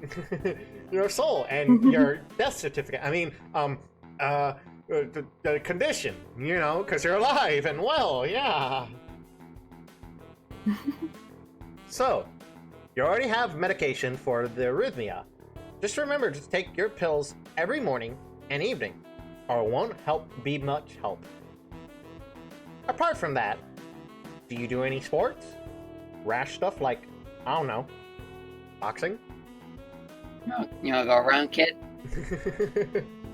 I'll beat you up. Come on, put up your dukes right now. Let's go. I can take you. I mean, I'm just a slime in a jar. Of course you can take me. I hate when mommy and daddy fight. No, it's not. We're just boxing. We're just boxing. Is that what the kids call it these days? He grins to his own joke, but I don't. Well, I played soccer occasionally with some classmates. Alright, I'm afraid I'm going to have to recommend you refrain from that. At least, for the time being. Your foot will go right through the ball. The ball's not even dead, which is surprising, because everything else is dead, besides that lamp. Which, by the way, don't go near that lamp. My lack of reaction makes him raise an eyebrow. But really, I'm not too bothered by him forbidding me to kick a ball around. I guess I never did it out of a burning passion for sports, just to have something to do. Any kind of concussion might be very dangerous to your heart, and risking another attack is not a good idea. Was the previous one caused by a sudden concussion to the chest area? There's no mention of it, the cause, in your papers. Not exactly. I sidestep the question acceptably, and he glances at me over his papers, with more serious expression on his face. Still, you need to keep your body healthy, so some exercise would do you good. We have a physical therapy and such available, as I said. But I don't think you need such heavy measures. Just some light exercise regularly. Brisk walks, or even light jogs. Jump rope, that sort of thing. Swimming, maybe? There's a pool here. There's So- a boxing ring out back. You know, it's for your condition. Even though I told you not to get concussions in the chest area, but you know, let's not worry Well, about boxing's all about the face, so it's fine. it. So I was told. You were? Very good. At any rate, and I'm sure you've been told this before, you just need to take care and not overexert yourself. He wags his finger to emphasize the point. No need, really. I've heard this 1,000 times already. Absolutely. No unnecessary risks. Take care of yourself. I can't help but imagine that he's wagging his finger without taking it out of the lab coat pocket. And so you just see the silhouette. It's just sort of like a wiggling, like, flapping his shirt around. Okay. He goes over my papers one more time and sets them on the desk. Obviously content. Good. That's it, then. Come meet me if you ever need something. You know, I won't give it to you, but, you know, I can't give you any medical treatment, but I could give you boxing lessons if you want. I'm unhearsed out of before I realize it. A quick visit indeed. I end up standing in front of the main building, the auxiliary building. Although, to my eyes, they still look one and the same. Why is everyone in a jar, Slime? Why aren't you? you can't just ask that. Why aren't you? Let's change that. Hand aren't approaches the you in a jar? screen.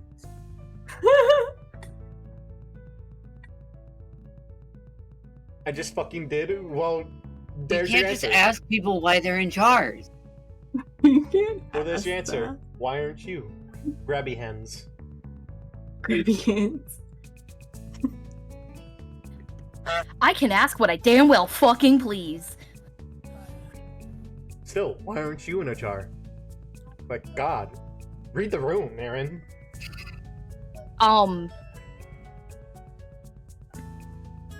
Because reasons. And what might those reasons be? I'm sick as fuck. That doesn't mean you can't stay in a jar. I'd rather be in a hamster ball where I can still roam around and do things. Ah, yes. So round circular jar. Fair enough. Yeah, because then I can roll you guys over like bowling pins. Hey! I mean, good luck with that. Ash is, Not like, fucking wrong. Ash is like her full size.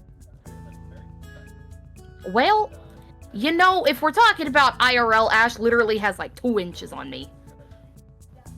And has kneecaps. Yeah, and so do you. Uh-huh. Uh-huh. I have aim. That's what it's called. Aim. Aim? Aim. I'm lying through my fucking teeth. I can't hit the broadside of a barn door. I mean, to be fair, Are I've we seen... talking about I AOL can- Messenger?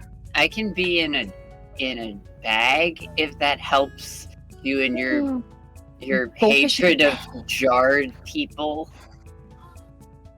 Jar people.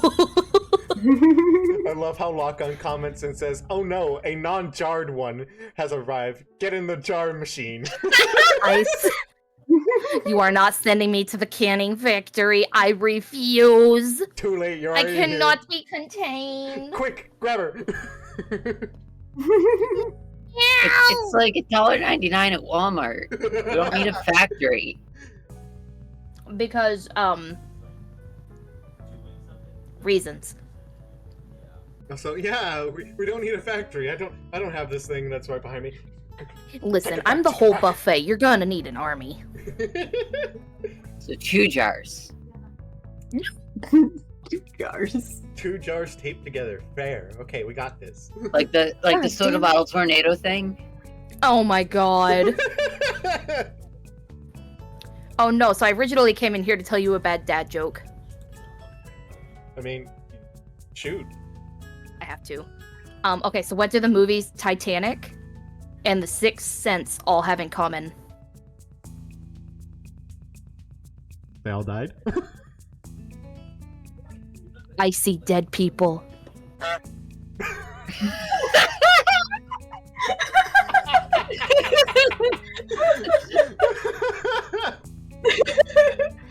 Just the quack as she leaves. It's great.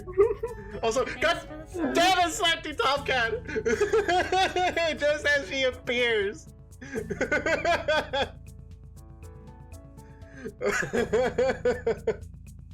I appreciate the gifted sub to Naren. Oh my god. Anyways, it's the first real look I get at the other students. So I watch people coming out of the school, going towards the gate or the dorms. I couldn't hold the joke back, I had to spread it. Is this supposed to be another joke? Is that supposed to be another fucking joke? I swear to God. Jar people, taste Am I a jar. fucking joke to you? Taste like jar, talk like people, jar people. You officially gave me respect. Everyone seems to know where they're going. And I still keep thinking that most of them don't look too special for being students at a special school. Then again, neither do I. Does that make me one of them? One of us? I should go somewhere too, to prevent me from getting lost. It's around dinner time, but I feel tired instead of hungry. The wariness in me only grows as I trudge towards the dorm. Sit a little way apart. from Smiling the man with no name told you 3 meals a day. 3 meals. Breakfast, And lunch, and he dinner. asked for your name. Okay? Do we have to sidestep around this? We're outside the building now. It's safe. That man is Faye. And he wants to punch you. He wants to punch you. You gotta, like, backstep so you could just avoid the AoE damage. Hit the critical point for massive damage. There's a garden, shorts between the school and the dorms. Shrubbery, flowers, and that overbearing smell of fresh cut grass that fills the atmosphere. It dawns on my tired mind that the smell feels novel, because I haven't been outside at all for so long. Also, it's time, Ash. It's time. We're gonna meet him. Oh no, here we go. The dorm building is big and made of red brick. Like the others, it feels way too pompous for what it is. So I push forward, going inside. It takes more time than necessary to fish out the key I was given from my pocket. Room 119. Despite the ornate exterior, the inside of the dorm is fairly new, functional, boring. Just like the main building, the halls and doors are wide to accommodate wheelchairs. Same goes for the elevator at the ends of the hallways. That's not that big a deal. It's like going to a hotel. Yeah, like, God, have you left your house? No. Have you been anywhere ever? Apparently not. I poke my head around the corner of the common room door. Inside, a few students are watching the television. One nods and gives me a quick hello before turning back to the TV. Seems that only the girls around here are sociable. Suppose that's perfectly fine with me. I climb the stairs to the upper floor. Here, small corridors branch off from the main hallway. Each of these mirror halls seems to have a toilet and a shower. Well, no shit. As well Minor. as 4 rooms. About halfway down the hallway, I spy room 119. The nameplate on the room adjacent to mine are blank. I guess there are just 2 of us here. Light shines from below the door of room 117. How ironic, it's fucking, Master Chief. So I knock lightly. Oh yes, hello, I am John Halo. John Halo. I'm here because I can't stop talking like this. Hello? Is anyone home? That one hurt. From inside, I hear a few movements. Then the clicks of way more locks than I thought these doors had. After a few moments, the door squeaks open. A bespectacled boy is standing. Holy shit, it's in the Harry doorway. Potter. It's Harry Potter. Oh my god, big fan. He's looking at me very intently through his extremely thick eyeglasses.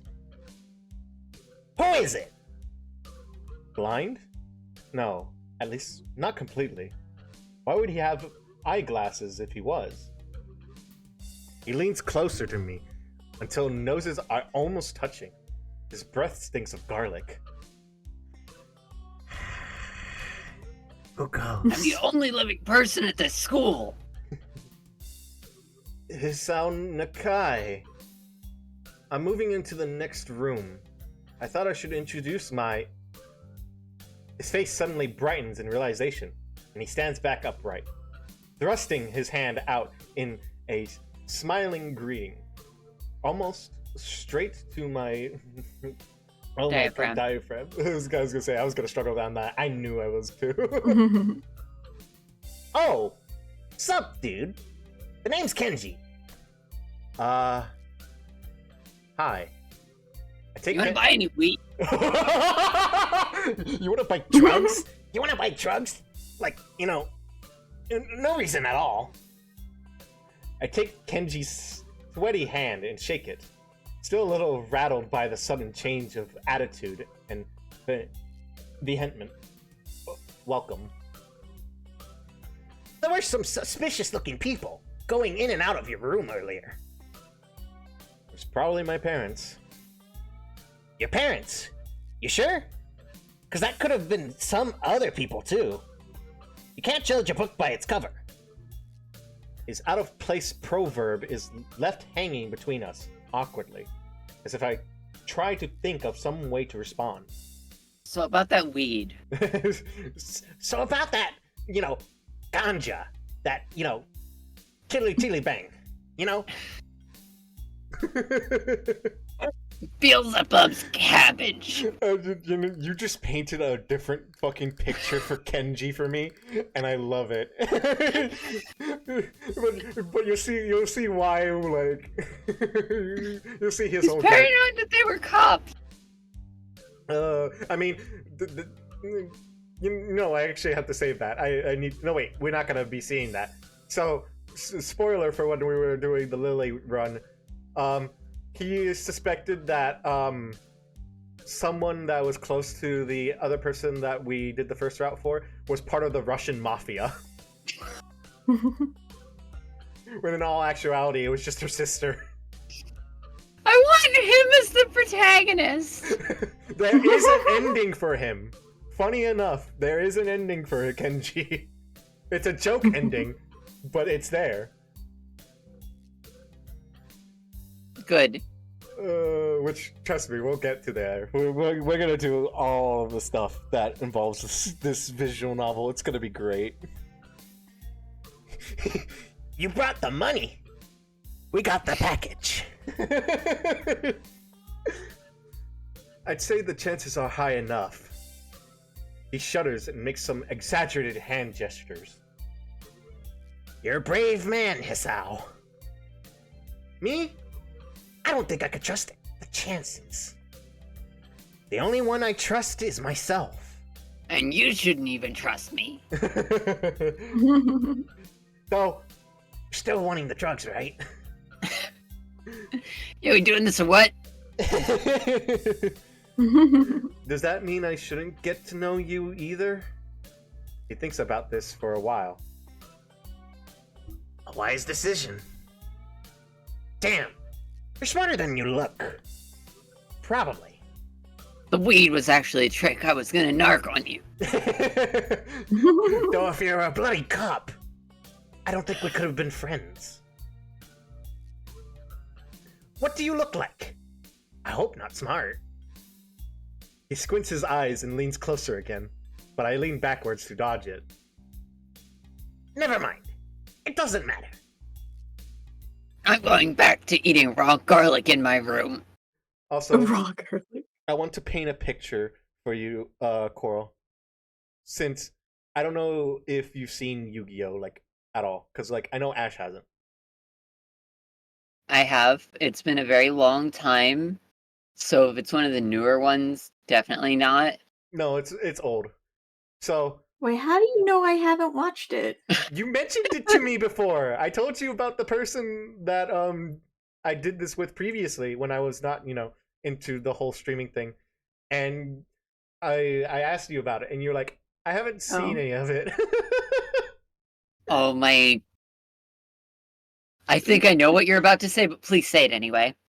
But a friend of mine who goes by the name of Chicken, he does, for Kenji's voice, a Weevil Underwood impression. And it's so fucking spot on. I love it.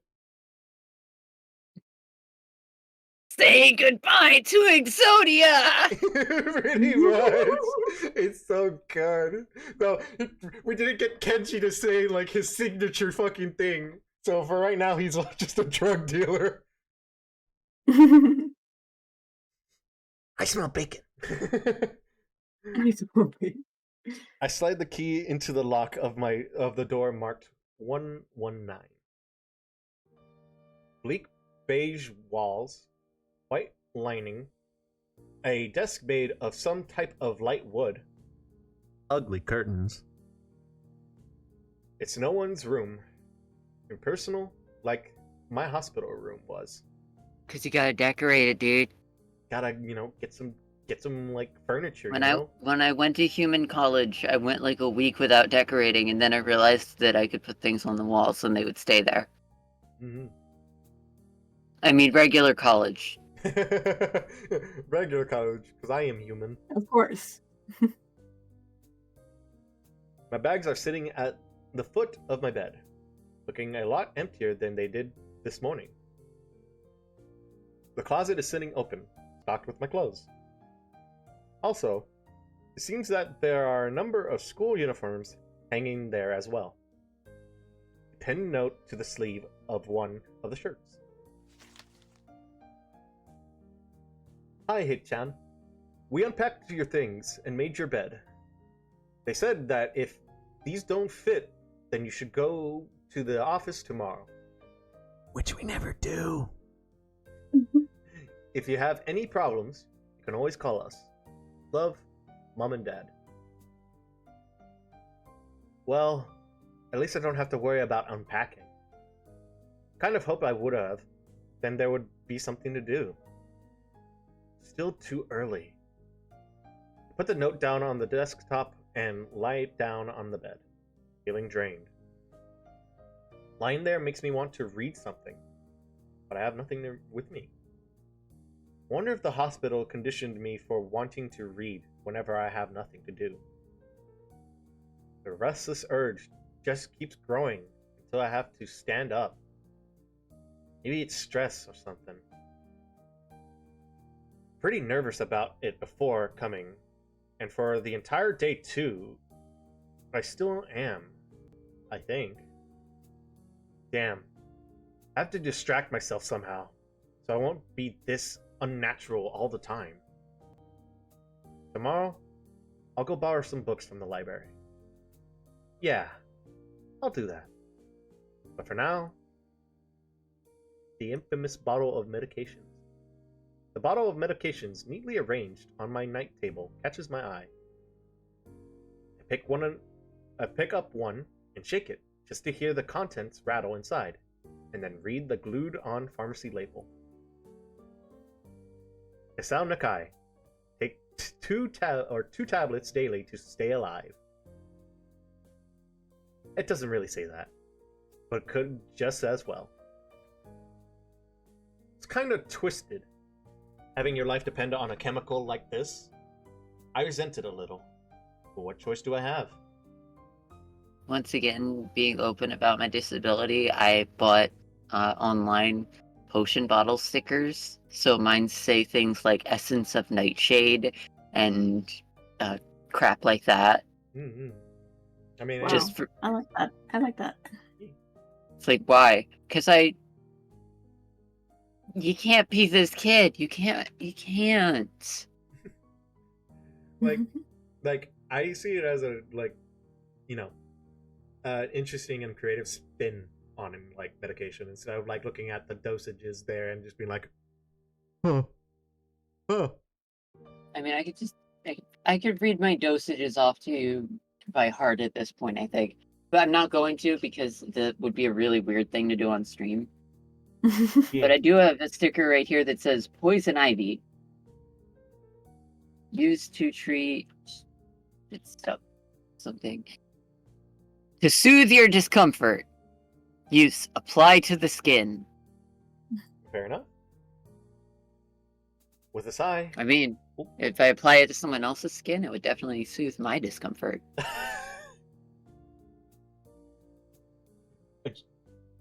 I fair? Question mark? With a sigh, I begin my new daily ritual of taking the right number of pills from each bottle, being careful to check the correct dosage. I lie down again, feeling hollow and uncertain. And after that, I keep staring at the blank, unfamiliar ceiling for a long time. It doesn't start looking any more familiar, not even after dark falls and long shadows draw across my room like fingers. I mean, that's a creepy way to put it, but you know. The sheets feel slightly more comfortable, warm and nest-like against the chill that passes for room temperature here. Soon, the lighter shades of darkness that is the ceiling looks like every ceiling does at night. Can't fucking see shit. And it becomes the only thing I recognize anymore. The dark beckons me to sleep, and I feel the coldness of unfamiliarity and fear creeping up my spine once again. I keep drifting further away from the world I knew.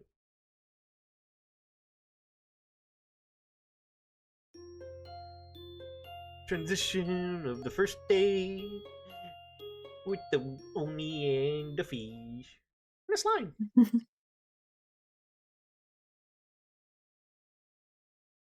I wake up in a strange room.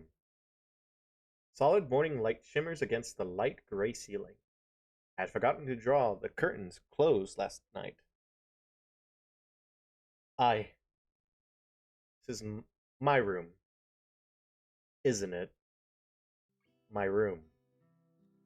This is the third room this year that I'm supposed to call mine.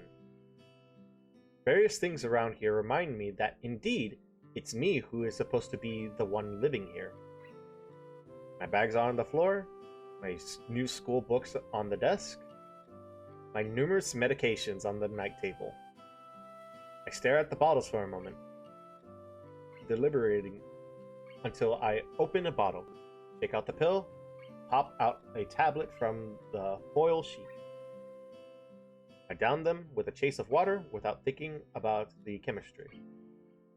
My uniforms are in the closet. Slick out from under the sheets and stretch my back before dressing up. Putting on a new school uniform feels like dressing in someone else's clothes. The artificial smell of generic detergent invades my nose.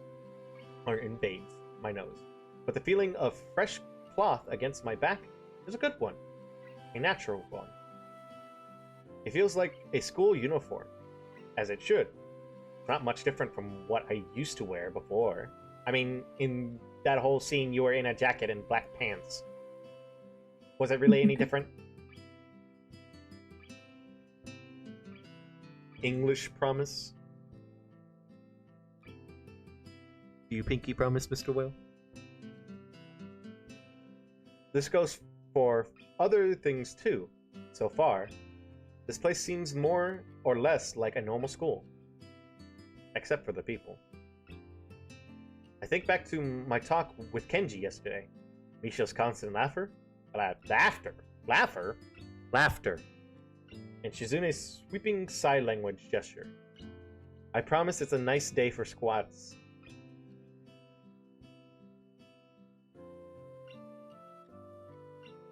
You son of a bitch. Well, I've only met 3 students so far. Maybe they aren't that normal, but I'm sure others are. Or perhaps people like them are what passes for normal around here.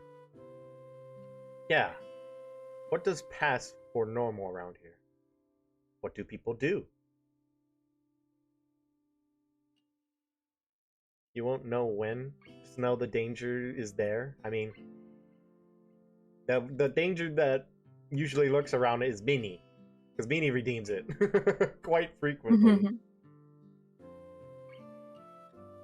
I didn't see a lot of kids hanging around after class yesterday, so maybe there are clubs. If so, I wonder if I should join one. And Lock-on beat you to the punch. joke's on you. Got it out of the way, so fuck, you know. Oh, my legs! Ah, the soreness! Fuck! What the fuck was that? What? Nothing. What was that? Kind of like encouragement music.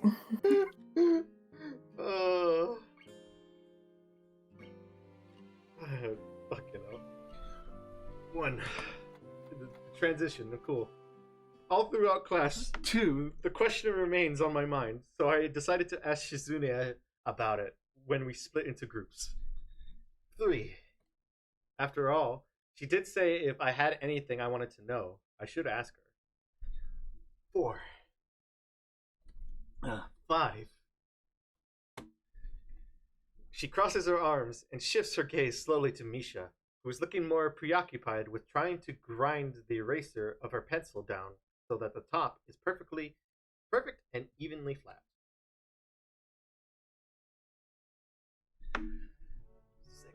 6.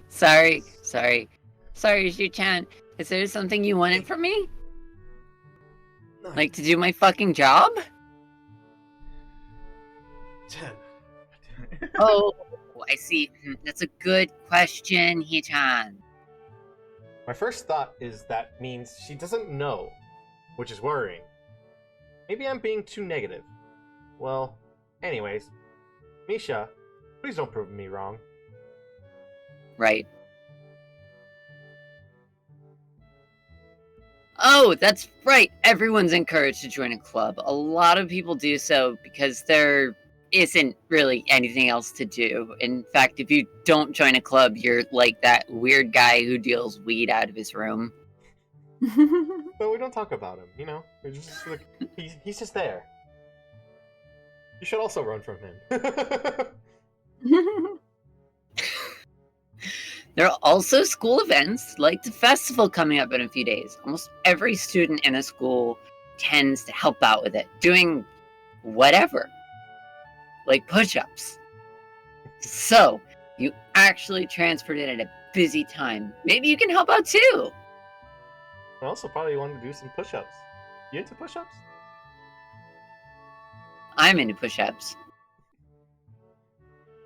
No, thank you. That very quiet no thank you.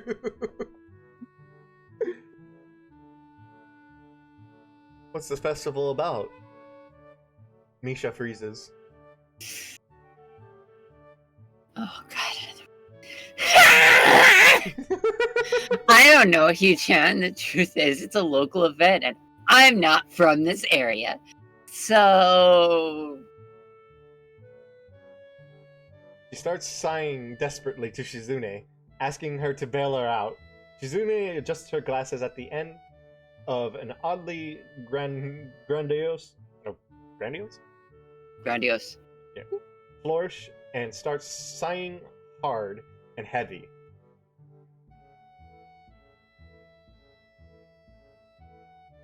Huh? Oh. Who cares? Misha puffs out her chest as she shouts Shizune's words out at me with disproportionate amount of pride. Too loud. I can see her hands turning to look in our direction. Or heads turning to You look can in see heads turning. Are you- Her hands are not turning to look at you. What do you mean? Your hands don't do that? I'm not going to answer that for legal reasons.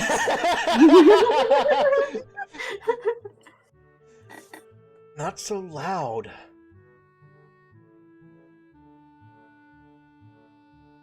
Human beings evolve with each new generation. The ideals and beliefs behind a festival will inevitably change with time.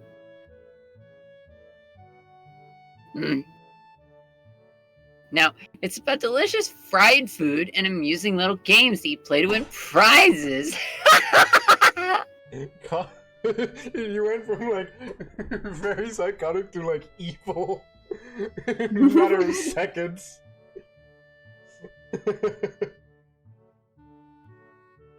The teacher clears his throat very loudly, batting his long wooden pointer against his other palm, like a baton. Well, dude, you have that outing in. There are children here. He shoots a pointed gaze at us. Finally, noticing where we are, Misha stifles and yelps and a yelp and quickly quiets down. Shizune doesn't seem embarrassed at all, though brushing it off without any care. Get a fucking notepad, dude. Anyway, we're in the middle of class, and I should start working. We should start working. That's right, Shi-chan! What? That's right. Shi-chan, are you asking because you're interested in joining a club? Also. Oh, the face! Oh yeah, the face. Hold on, let me see if I missed anything. No, okay, cool. Because sometimes the game just like, oh hey, here's text. Oh, it's gone. Wow. It could have been my eyes playing tricks on me, but I think I saw a suspicious glance exchanged between them. Misha's tone has also changed, although it does that every other word. Anyway. Yeah, I was thinking about it. Misha and Shizune look at each other again. I'm about to ask what they have in mind when something dark flutters in my peripheral vision, catching my attention. Out of the corner of my eye, I see the girl with long dark hair, get up from her desk and slip silently towards the door. It doesn't seem like she was working in a group, and no one seems to notice her but me. I glance at the teacher, who's also looking at the dark-haired girl to go. Why doesn't he say anything? Hee-chan, is something wrong? Do I look as uneasy as I feel? Yes. Or was Misha just looking at me, looking after the girl who left? No, nothing. Just ask. Just fucking ask. Okay! Well, like we were asking, you don't have any plans for lunch today, do you? I know you don't. Also, goddammit, slanted Tomcat! Thank you for the tier 1 sub to Coral. God, man is going out of control. Thank you for the sub. My hand slipped. Sure it did. You know what? Let's go with that. I thought I would go to the library and pick up some books. Not really. Do you want to have lunch together then? You don't really have a choice. This is not an ask. This is a threat. Shizune, quick, get the gun. Sure. Yay! Okay, Chad. Perfect. The rest of the class passes uneventfully. The girl with long hair never came back. Before I have time to put any more thought into where she could have gone, the teacher informs us that it's time to stop working. Shizune looks more than a little annoyed that we only just barely managed to finish all our work on time. I'm just glad we finished it at all. It's not a contest or anything.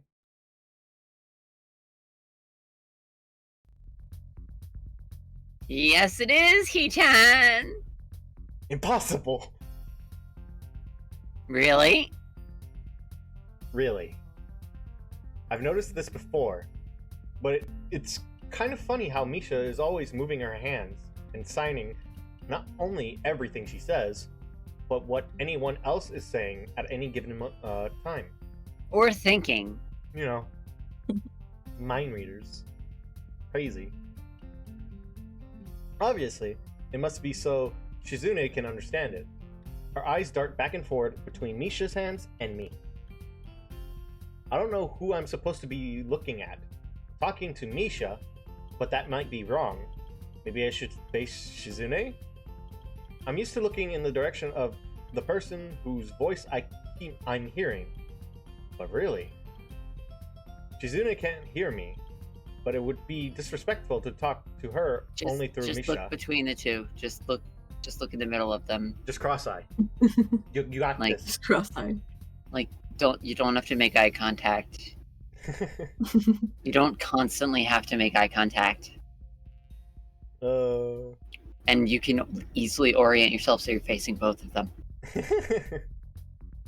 In fact, you're doing it right now. From the main protagonist's perspective, you're doing it right at this very moment. Then again, isn't that what she's doing? No, she's at least looking at me. This is all very confusing, and will take some time to get used to. It's not a contest, because contests are competitive over a prize. If there is no prize on the line, it's not really a contest. Shizune's eyes flash dangerously with a competitive glare. She stares at me, as if surprised that I'm challenging her. I think maybe this is a contest to her. I never noticed before how dark and blue her eyes are. Truly an alluring gaze.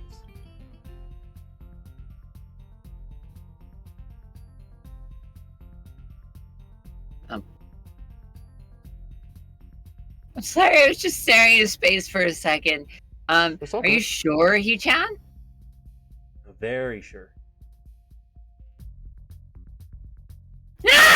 You're wrong, He-chan, because I don't want to be the slowest one in the class. Therefore, what's on the line is my confidence in my abilities, and the prize is the satisfaction of proving them.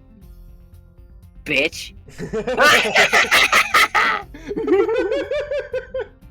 Just pulls a cheeky one and just slips bitch into that sentence before laughing. Oh god, she does the glasses push.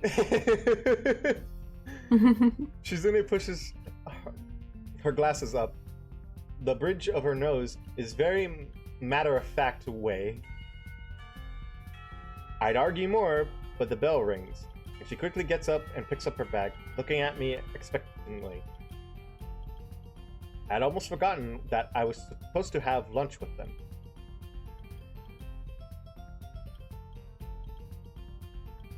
Where do you want to eat? The cafeteria?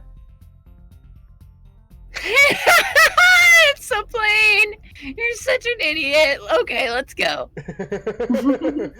Plain? Idiot? Well, I guess. At my old school, I liked to eat outside, near the back of the building. It was a good spot, but I didn't find it until near the end of my freshman year. God, those are some like days to remember. I wonder if there's a similar place to eat here. Misha seems to imply as much. Shizune and Misha pull me towards the cafeteria, which is surprisingly not packed. Maybe some students favor eating in classroom or outside. I saw some of my classmates had boxed lunches. After we finish eating, Misha picks up where we left off earlier. So, Hee-chan, you wanted to know about clubs and stuff, right? Right? Oh. Right, Shi-chan. Okay. I guess it makes sense to ask first. Exchanging little nods of confirmation, they turn to face me again, and Misha straightens her posture as if she's about to deliver a speech. Hee-chan, do you have anything you're really interested in? I used to play soccer, but I'm not really into it. I don't follow the teams and players, or anything like that. As of late, I usually just read a lot. Oh, so you're a nerd.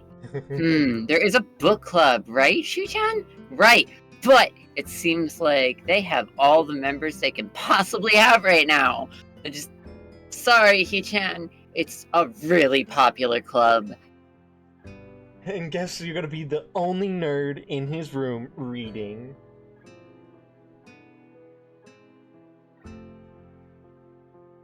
Okay, but more to the point, Hee-chan, does this mean that you don't have anything already in mind?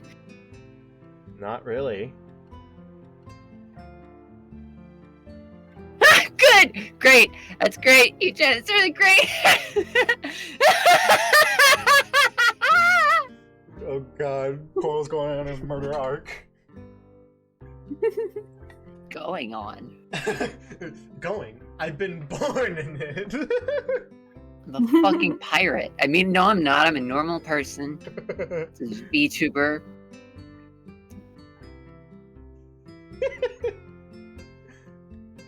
Why is it so great?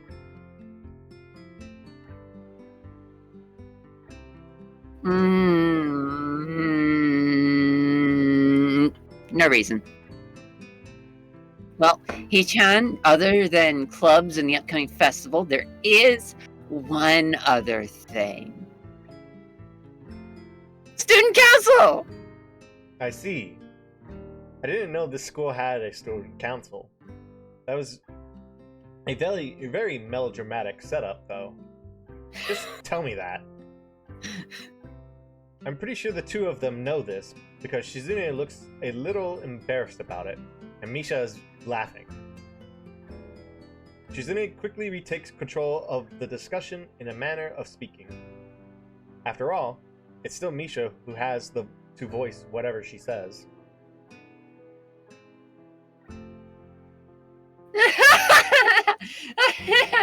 I can't breathe. Right. Hee-chan, maybe you should join the student council. They could use more people. Yes, definitely. You should definitely join. Why?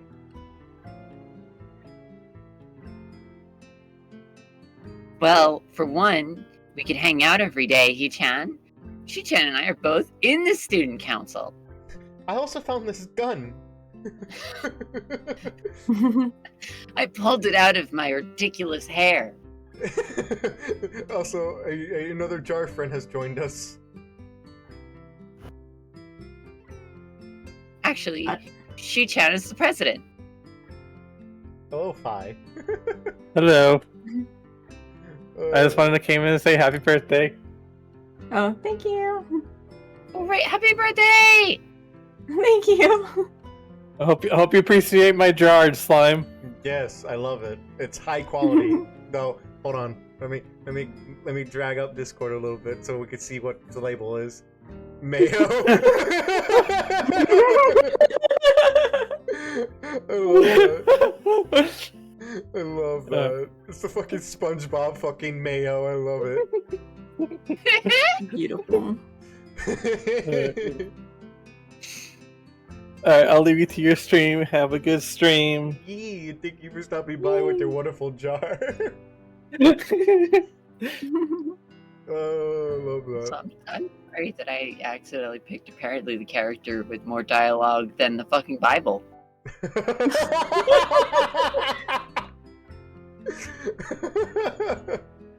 There's an imposter jar among us. God damn it, Lock-On. You just had to make the Among Us joke. That's a real jar, it's just not real mayonnaise. I'm starting to get the suspicion that Shizune and Misha might not exactly be the most unbiased people to talk about this with.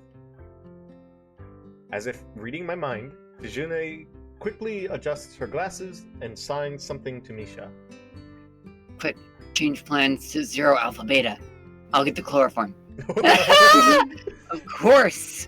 We're not trying to get you to join just because we would obviously benefit from you joining the student council, and therefore I have an incentive to get you to try to...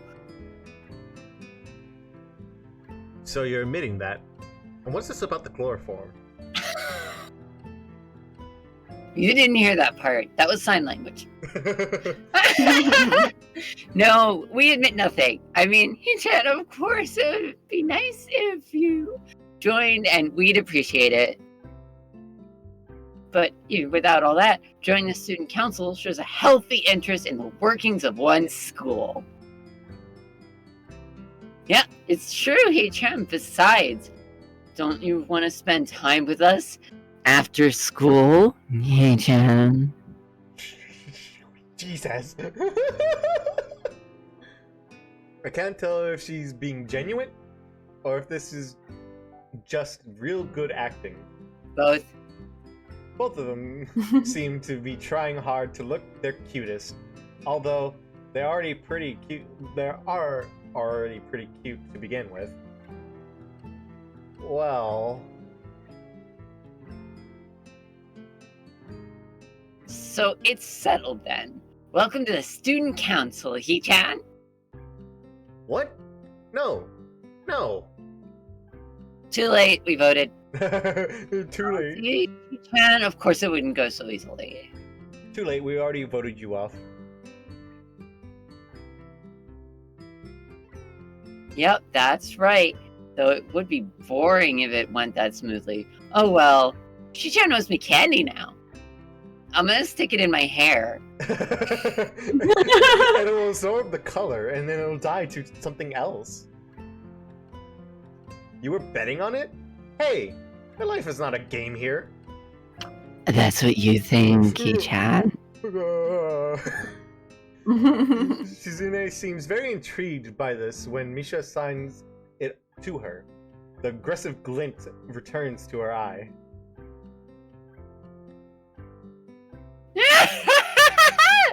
That's interesting, Hee-chan. Let's play a game. That's not what I said. How about rich man, poor man, Hee-chan?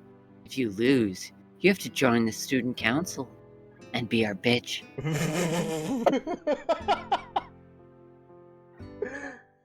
No, absolutely not. Okay, without the bitch. No, I'll take out the bitch part.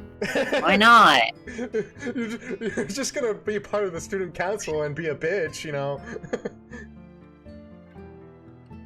Well, because you two both have the same incentive and therefore the same goal, which is to get me to join the student council, right? And for some reason make me your bitch. I don't know where that came into the picture, but you know. Yep. Yeah, that isn't my goal. But what this means is that both of you can team up and I'll be at a clear disadvantage. So I have to decline. Hee-chan, I am very offended. Are you saying you don't trust us? And that we would pull something so disingenuous? That makes me sad. Sorry? It's hard to tell where Shizune's influence ends and Misha's thoughts begin. In order to atone for hurting a young girl's feelings, you should definitely join the student council, bitch. No. Okay. How about a game of paper football instead of rich man, poor man? Paper football? Yeah, it's a game they play in America. You make a paper triangle, and then you try to shoot it past goalposts that the other player makes with their fingers. Isn't it cool? It's the ultimate form of competition between two people, He-chan. And then I pull the piece of candy out of my hair and I eat it. And it's also played by elementary and middle school children, She-chan. That means it's a game that really separates the boys from the men.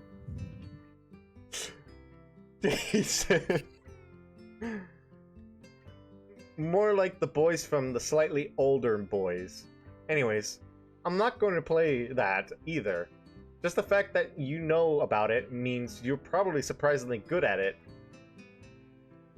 Yeah, that's true. How did you know that? Shizune frowns at Misha, telling me that she probably wasn't supposed to admit that so readily. I wouldn't say that I'm happy with their attempts to get me into the student council, and for some reason the whole bitch shenanigans, but I'm a little curious about what the student council does, aside from the bitch. I've never been on one before, or even known anybody, or anybody who was a member of, so it interests me. I also kind of like Shizune and Misha, so maybe it wouldn't be so bad. Now where does the bitch part come into? It's just like, you know? Okay, He-chan, how about Risk, the game of world domination? I don't know what that is. It's really fun, He-chan. You fight for control of the world with armies and everything. What did you think it was? Some kind of weird pervert thing? Damn. Sounds like Shizune would be good at that. At it. If you want to play, we can after school. Ah, really, She-chan? Oh, we could play just for fun, He-chan. She-chan hasn't played in a long time, so if you want to, there are no strings attached. Well, okay. Okay, perfect. We'll see you after school in the student council room then, He-chan. Wait, why there? Because that's where we keep the game. You dumb bitch.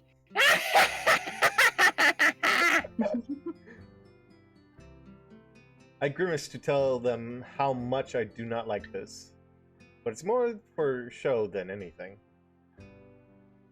So in the end, I agree, but only after getting Shizune to acknowledge that I don't mean anything concrete just by accepting to take a look around and play a game with her. Lunch ends, and we go back to class. During afternoon classes, the long-haired girl comes back and sits down in her seat without a word. Again, no one seems to notice. Or, if they do, no one says anything. I want to ask Misha about it, but I don't want to be nosy.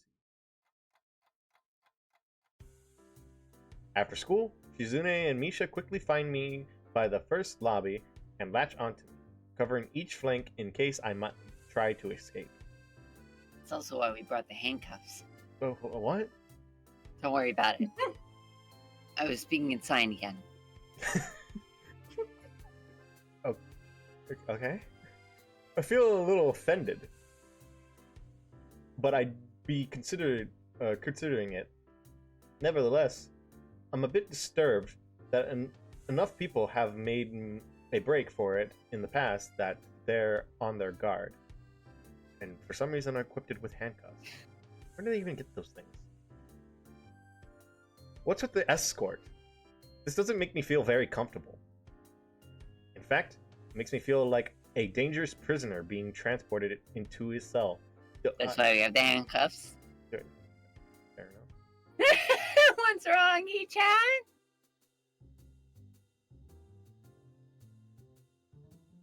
That's right. We're just gonna play a game of Risk, remember? I don't know. Misha, this all seems a little sinister to me. I'm starting to think when we sit down to play the game, they'll tie me down and torture me until I agree to join the student council.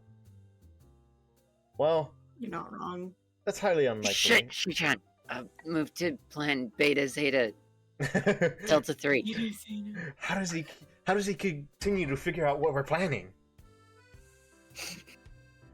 It's like he's a protagonist or something.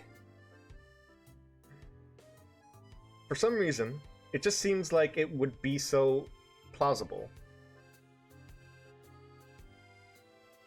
Getting to the student council room is as simple as turning 2 corners from where we started. What? That's it? This makes you guys being so on top of me seem a little silly. That's not true, He-chan. He-chan says that when their life is threatened, people have shown the capability to pull off superhuman bursts of speed. Now get in there, you bitch. Life is threatened? Bitch, I didn't agree to this. Her expression unchanged, Misha sighs something amusedly to Shizune, who makes a baffled face and puts her hand behind her back, looking pleased with herself.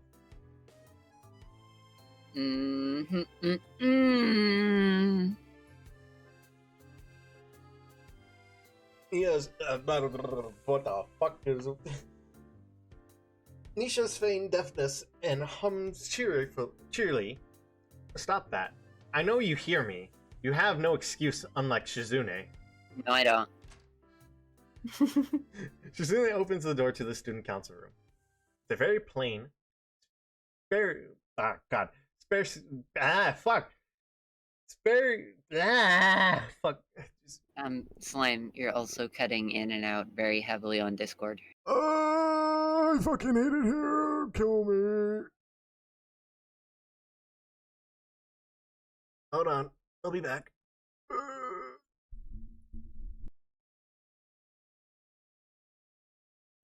Fucking do the shits. Boom. Okay. Do I sound better? Do I sound worse?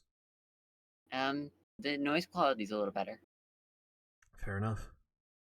You were just cutting out to the point that I couldn't hear what you were saying. And you have to share the screen again, otherwise we're going to be reading things about 5 minutes after they show up. I forgot.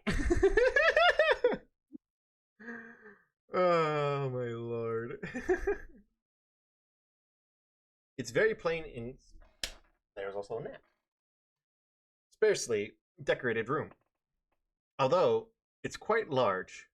Maybe even a little large than a classroom. What's that in the back? Is that a button somewhere? Where does that lead?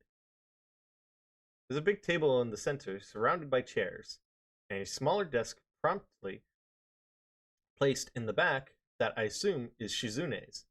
There are a few regular desks and chairs stacked to one side as well. Extras, perhaps? Stream audio is good, though? I mean, currently there's no music playing. Everything is A-okay. I would have told you otherwise. Mm-hmm. Aside from the tables and chairs, the room doesn't have much else to offer. Just a couple of filing cabinets and bookshelves stacked with old school records and documents. Not much else. In fact, nothing else. Oh yeah, I forgot the thing. Fucking unplugging my mic just changes the mic to default. There we go. Now I can, like, chat with my yapper. Anyways, this is a pretty bleak room. They could have at least put a potted plant in here or something. But the most notable thing that this room doesn't have is other people. Are we early? No. What do you mean, no? What do you mean, no? Does it mean nobody else is coming today? That's right. Before I manage to ask why that's the case, Shizune claps her hands together very energetically.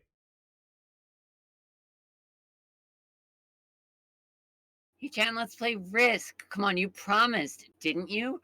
You have to. Okay. Do you want to know the rules? We can explain to you while we set everything up. While Misha is talking, Shizune takes out what looks like a board game from behind one of the filing cabinets and throws it on the table. Just straight up throws it. And the dice fall all over, and we have to spend the next hour looking for all the pieces. Damn, I didn't know I was playing 52 pickup. Fuck. I'm not good at this game. Actually, this looks kind of interesting. What, picking up fucking pieces? After Misha spends a little too long for her liking running through the basics with a somewhat vague and confusing tutorial, Shizune cuts in and declares the game has started with a decisive motion, slicing her arm through the air.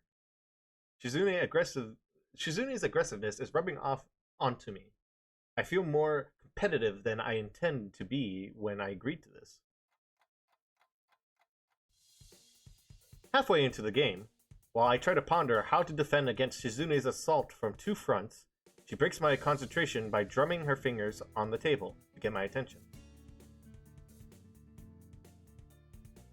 Shi-chan wants you to know that you are taking too long to make a move. Shi-chan also says that she will let you keep Australia if you agree to join the student council. I thought this was a game with no strings attached. Just the fact that she would dangle that over my head as an offer means that she knows I care about the outcome of this game. And anyways, no.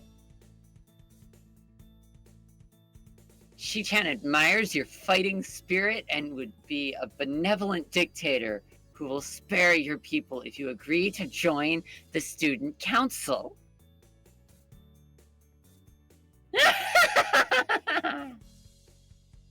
You're so competitive, Shizune. She seems to take that as this as a compliment. I would expect the student council president to be a little more magnanimous. Magnanimous. You had it right. Magnanimous. She doesn't seem to know what the word means or how to sign it. So she pulls out a piece of paper and writes it for Shizune, who in return signs it back to Misha. Which, by the way, this is what like the whole thing that Coral said earlier, would just get a notebook.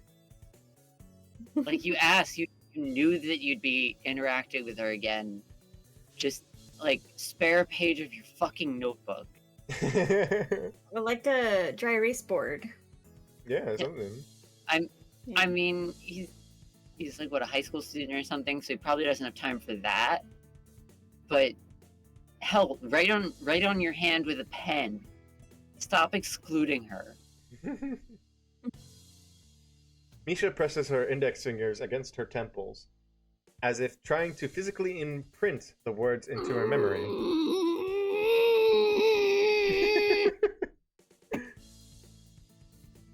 Suddenly, Shizune bursts into a flurry of gestures. Misha looks daunted by the pace of her heated signing.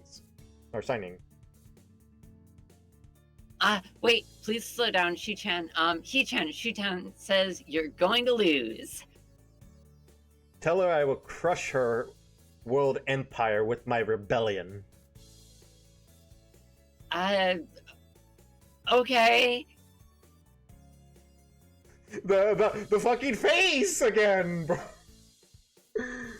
The eyes of her shine with childlike mischief.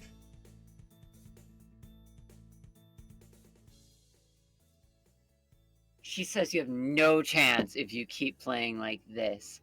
No, you won't. So, I think last time we did, it's a trap. It's smarter to play defensively. So, and then I don't, like I said, I don't know why this is checked off, but we're gonna go with it. She's either really mocking me, or trying to trick me. I have nothing else to do or else to lose, though, so I might as well try something different. Maybe if I spread out my forces and try to control more territories, I can recoup the advantage. Shizune seems to focus on conquering whole nations, so maybe I can sacrifice my hold on continents to gain more small countries. It's worth a shot. A few turns later, I end up losing the game anyways. Shizune adjusts her glasses victoriously and allows herself to tentatively pump a fist in the air in celebration. I win! I win! Yay! There's no need to translate that. It was pretty clear. Well, you are just a bitch. Don't look so sad, Hee-chan. You were really giving it your best. That's what I thought. Sometimes your best just isn't good enough, though. If anyone knows that, it's me. You did very well for someone who just learned how to play today. Also, damn well. Thanks for the encouraging words. Hee-chan, you attacked Iceland and North America at the same time. That's a very daring move. Shi-chan is impressed. The mark of great people is that they are daring and that they can follow through. Mm-hmm. You're already halfway there. Isn't that great, Hee-chan? That isn't enough, though. Just potential isn't enough. There is no point to potential if you don't take the first step, and there's no point to that if you don't keep going. I want to see more. You're right, Shi-chan, but that's so demanding. Shizune leans forward, suddenly looking a lot less playful, and less like the serious person I expected her to be from the start.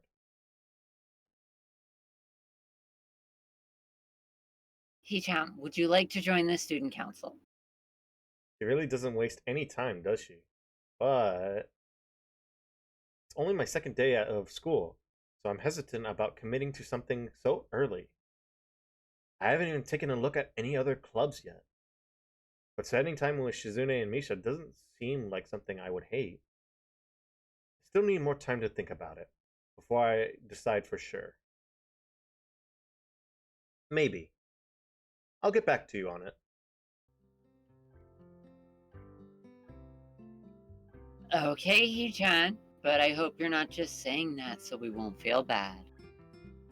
No, really. Really? If you're going to say that, you're saying that it is definitely the truth and there can't be any mistaking it. I know. I guess I should have my revenge for losing, at the very least. Shizune smiles at that in a mischievous way that feels like twisting the knife in the wound of my loss. I take a glance at the clock on the wall and realize I spent longer playing Risk than I expected. Yeah, that game takes hours to play. Sorry, I think I have to go. I want to go to the library. It's not closed yet, is it? Shizune scratches her head and gestures at Misha. How hard can it be to determine whether the library is open? There's a clock right there on the wall. It should be, unless the librarian is absent. I think you're right, Shu-chan. We think the library's open. It's on the second floor. Can't miss it. Do you want us to show you where it is? No thanks. It's okay. See you tomorrow. Bye-bye. And remember, Shu-chan says you're her bitch forever. Forever, forever, forever. Really echoey school. Yeah, I don't know why the acoustics here are bad. Weird painting. One flight of stairs up, and I run into a problem. The second floor hallway is a carbon copy of the third floor one. Oh, no shit, it's like it's a school for the dead, you know? Wide, of course, and plain. Like only hallways can be. The problem is that the library's whereabouts are not as easily determined as one would think. The classrooms are marked with signs stating which class they belong to, but then there is a plethora of other unmarked rooms. Is the library one of them? Or is it just somewhere down the hallway? I bet on the latter and choose my direction at random. After turning around the corner, an unmarked door draws my attention, because it's not closed. It's not open either, though. Just barely ajar so that I can see it open and nothing else. It would make sense for the library door to be invitingly open, and while this one is not quite that, it's good enough. At the very least, it means that someone is inside, and I can ask for directions no matter how embarrassing that is.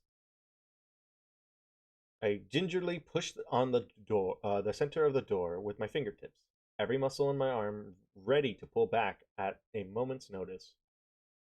The feeling of being an outsider to this school can't be shaken from my mind, so much so that I instinctively feared doing something wrong by entering. The door slowly creaks as if groaning from a deep sleep, though it's much easier to open than I anticipated. Leaning over and poking my head even further inside to gain sight of the room as fast as possible, the meek hello on my lips is quickly snatched away.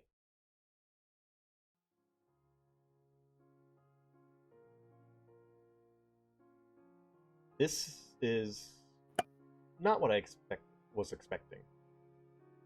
I mindlessly let the door open to its full extent, taking in the sight of the solitary figure taking center stage in an otherwise abandoned room. The situation steals my voice, leaving me standing at the doorway staring at the beautiful girl. Evidently, having taken her time to assess the situation, the girl gently puts down her teacup and opens her eyes, but doesn't look at me. Go for it, Ash. I'm doing it. I'm doing it. Hello there. May I help you? Staring directly in front of herself, the movements of her lips seem to break the silence rather than the words. However, it's the soft, measured voice that reminds me she's being separated from the room itself. Not only is she likely the tallest girl I've ever laid eyes on, but even among the foreigners I've met, she's strikingly distant. Hi. Sorry for intruding. I was just kind of lost. She takes a moment to formulate a response before speaking. Every action she takes feels as if it's carefully choreographed beforehand? Am I saying that right? Choreographed? Choreographed. Choreographed. Thank you. Here to take a seat. So I love that just Cole just now does a popping effect when she wants to chime in. I have my microphone turned off because I assumed that I wouldn't need the pink. I wouldn't need that for a little bit, so I was eating. Yeah, you got a good break going for you. Unexpected, considering that I'm intruding upon her. Thanks. I slowly stepped towards another seat opposite her. The girl resting the teacup and saucer on the wooden table in between. The way she doesn't track my movement with her head is telling that the slightest cloudiness to her eye means she must be at least partly blind, like Kenji. Come to think of it, her voice doesn't have a detectable accent either. I guess she must be half Japanese. I don't know why I said Japan. As I take my seat, her composure takes me slightly off guard. Her air of relaxed confidence makes the silence entirely comfortable. The calming atmosphere is so very different from the student council's office. I take it you're a new student to Yamaku. Yeah. I just transferred in yesterday. I get the distinct feeling my speech patterns don't match the formality of hers. Accentuated by her restrained bow of greeting. One which I hasten to match, before realizing the futility of the action.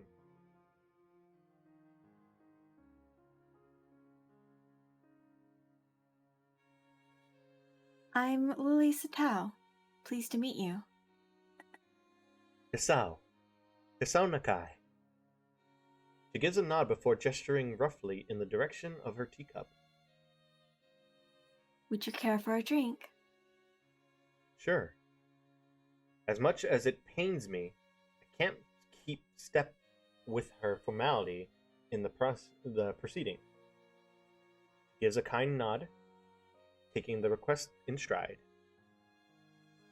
Without another word, she steps off the chair and prepares a second cup of tea from a collection of supplies laid out along a shelf.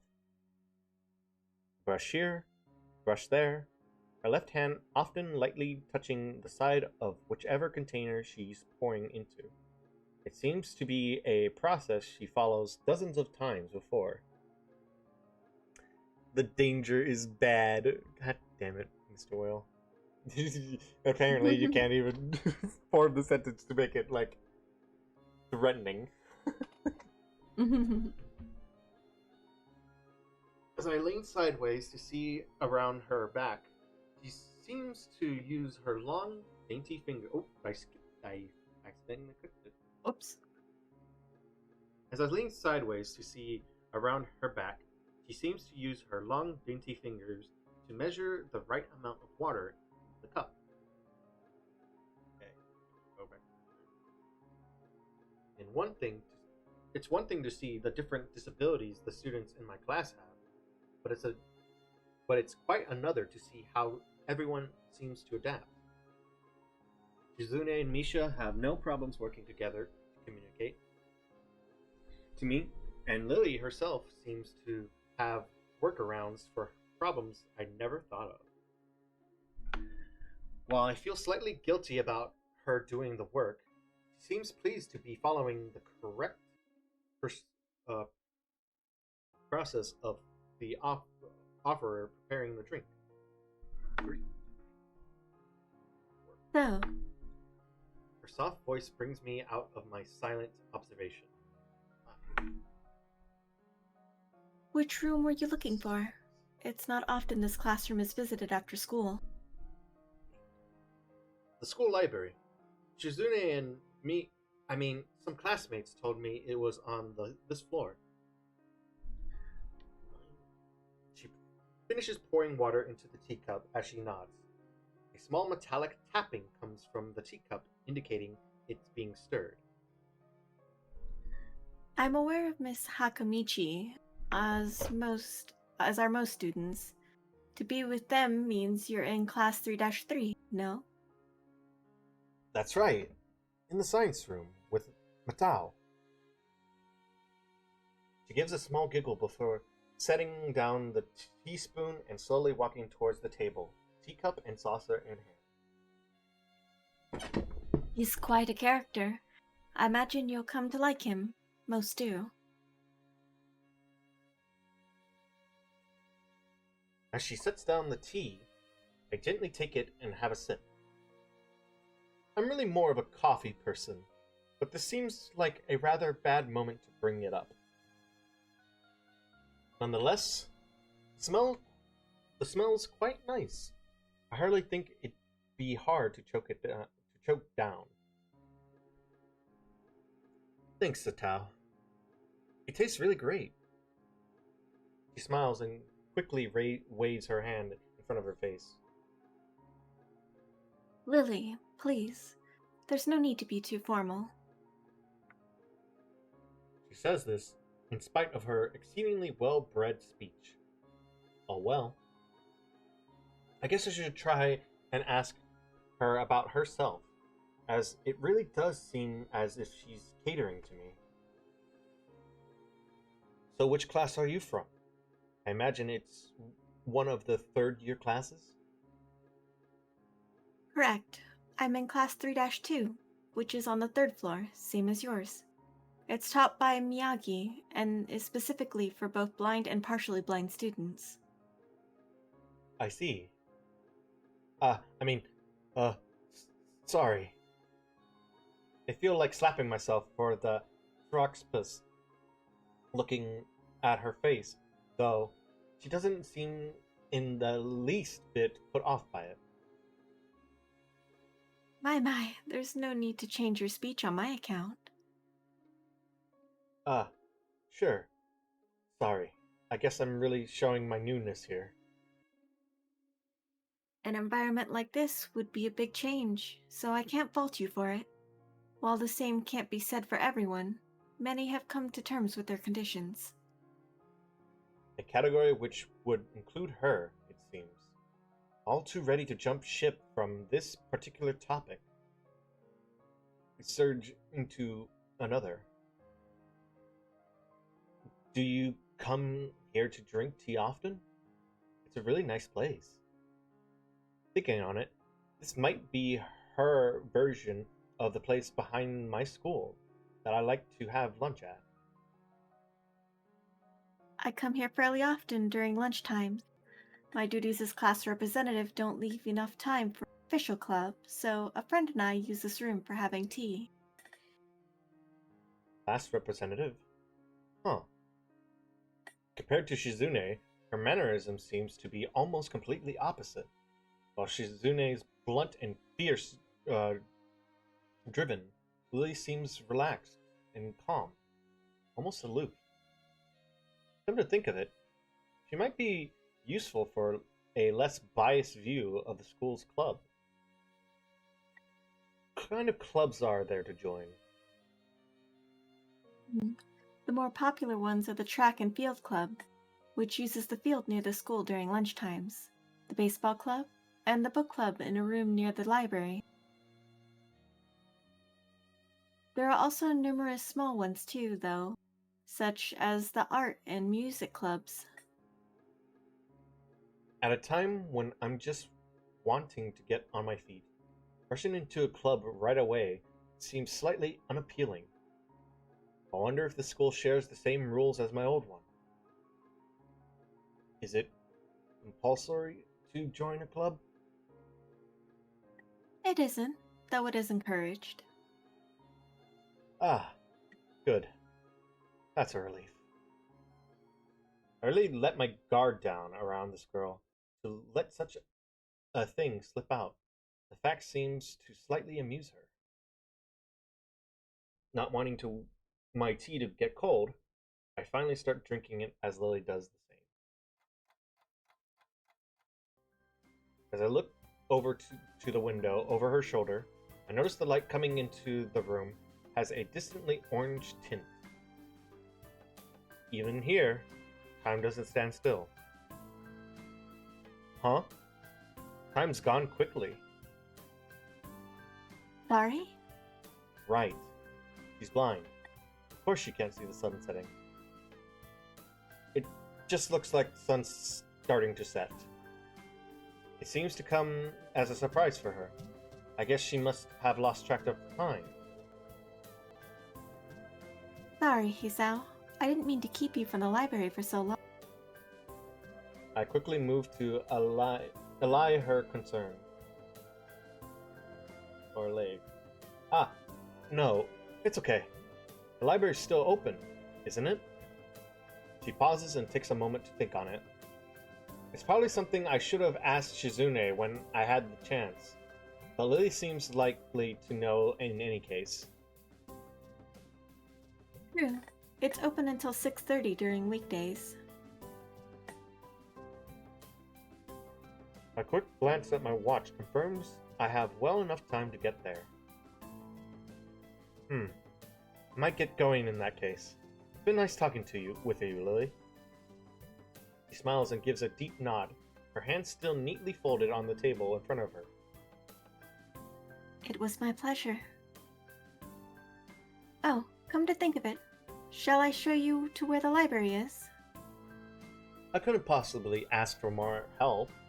I should be able to find it, alright. Well, unless my navigational skills fail me, which they seem to have a habit of doing. It's alright. I was going to be talking to the librarian there in any case. I could introduce you. This gets better and better. Pretty hard to deny our offer. If you're sure, then that'd be great. Thanks. As she stands up to follow me, she takes a hold of a straight, retractable cane that had been slipped in the handle of her bag on the floor. Compared to the cane the boy in my class had, Lily's looks much thinner, longer. This must be for support, whereas Lily is for navigation. Together, we leave the peaceful room and enter the empty hallway on the way to the library. Side by side, my pace carefully slowed to match hers. We slowly walk through the hallway. It doesn't take long for us to arrive at the door to a warm-looking room, apparently situated in the center of the floor rather than either wing. Ladies first. Gives an appreciative smile at the gesture, taking the lead as we file in. To the left in the wooden library counter, with the library proper being on the right, it easily dwarfs my old school's library, with the distinct smell of old books giving the place an almost old war air. There does seem to be a lot of students here, considering the time. It isn't a big surprise. Everyone's probably either in the school grounds or the dorms. Yuko, are you here? She says it to thin air since the librarian doesn't seem to be present, and of course, Lily can't see this. What's unexpected is that it draws a reaction. Something from underneath the counter thuds against it, followed by a quiet wail.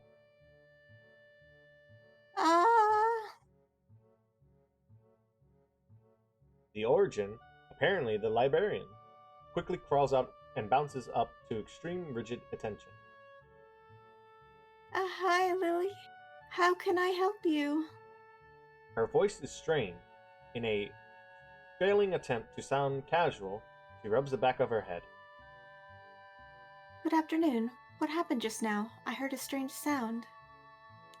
It's nothing. I just hit my head. See, I dropped an eraser under my desk, and while a pencil dropped, and when I was looking for both of them, you came and surprised me.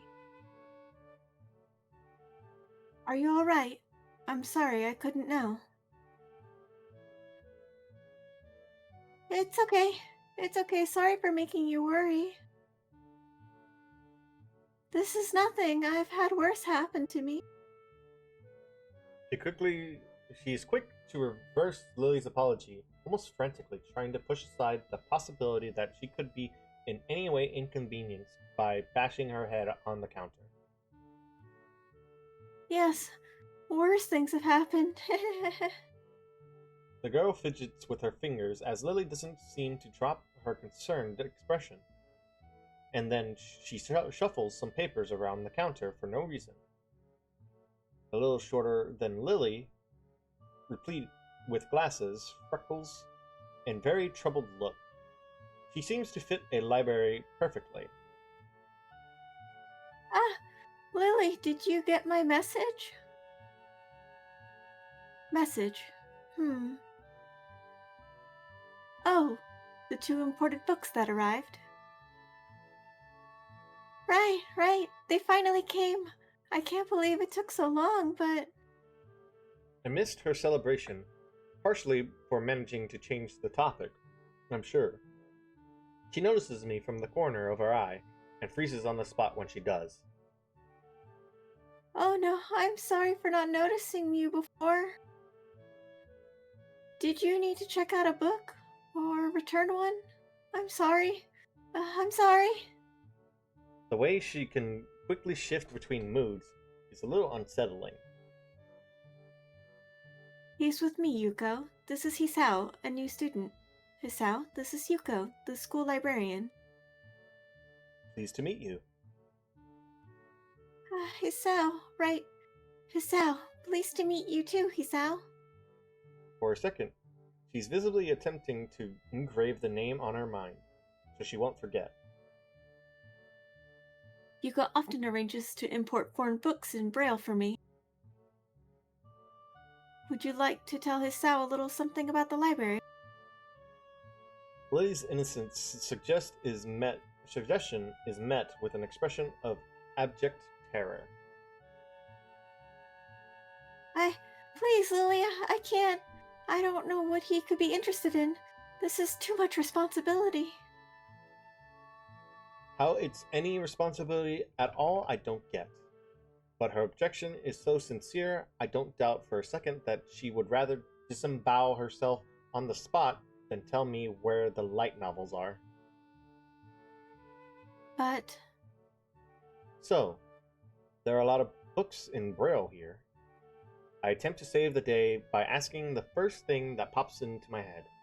It seems to work, at least partly, as Yuko seems to, not exactly relax, but at least looks slightly less tense. Well, I think about a third or a fourth of Yamaku's library is either in Braille or audio. Makes sense, given all the blind students that be here. If it's only that, how come this library is so big in the first place?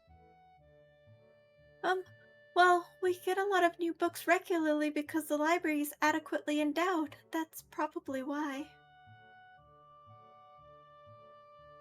They spend more on new books than on my salary, and then I have to organize and shelf them all. It's so troublesome, and they weigh so much. I wish I could quit this job. A very awkward silence follows this revelation of too much information. I'll go check out the aisles then, if you don't mind. It's probably best for all of us if she doesn't keep talking to me. Very well. Meanwhile, Yuko, I would have those books if it's all right with you. My first impression was right. The library is surprisingly big. Ambling down the narrow aisle, I study the spines of the book in random order, occasionally sliding one out to read the blurb, taking it with me if it looks good. In a few moments, I have a respectable stack of books in my arms. I guess I'll never be stuck for choices in here. The normality of the library sinks in. Sure, there are large print and Braille books scattered throughout, but it is what it is, a library. It's as if the calm mood from the room I had tea with Lily in snuck with us in here, unless it was here to begin with. Something about that puts me at ease, just like before. I reach the end of the aisle and find a collection of desks set up for study or personal reading. Going a little further, though, I discovered a nice quiet corner at the back. While the rest of the library has the odd student sitting at a desk, either reading or stealthily sleeping, the back is pretty much deserted. As I glance around, I see someone who I recognize sitting on one of the several beanbags.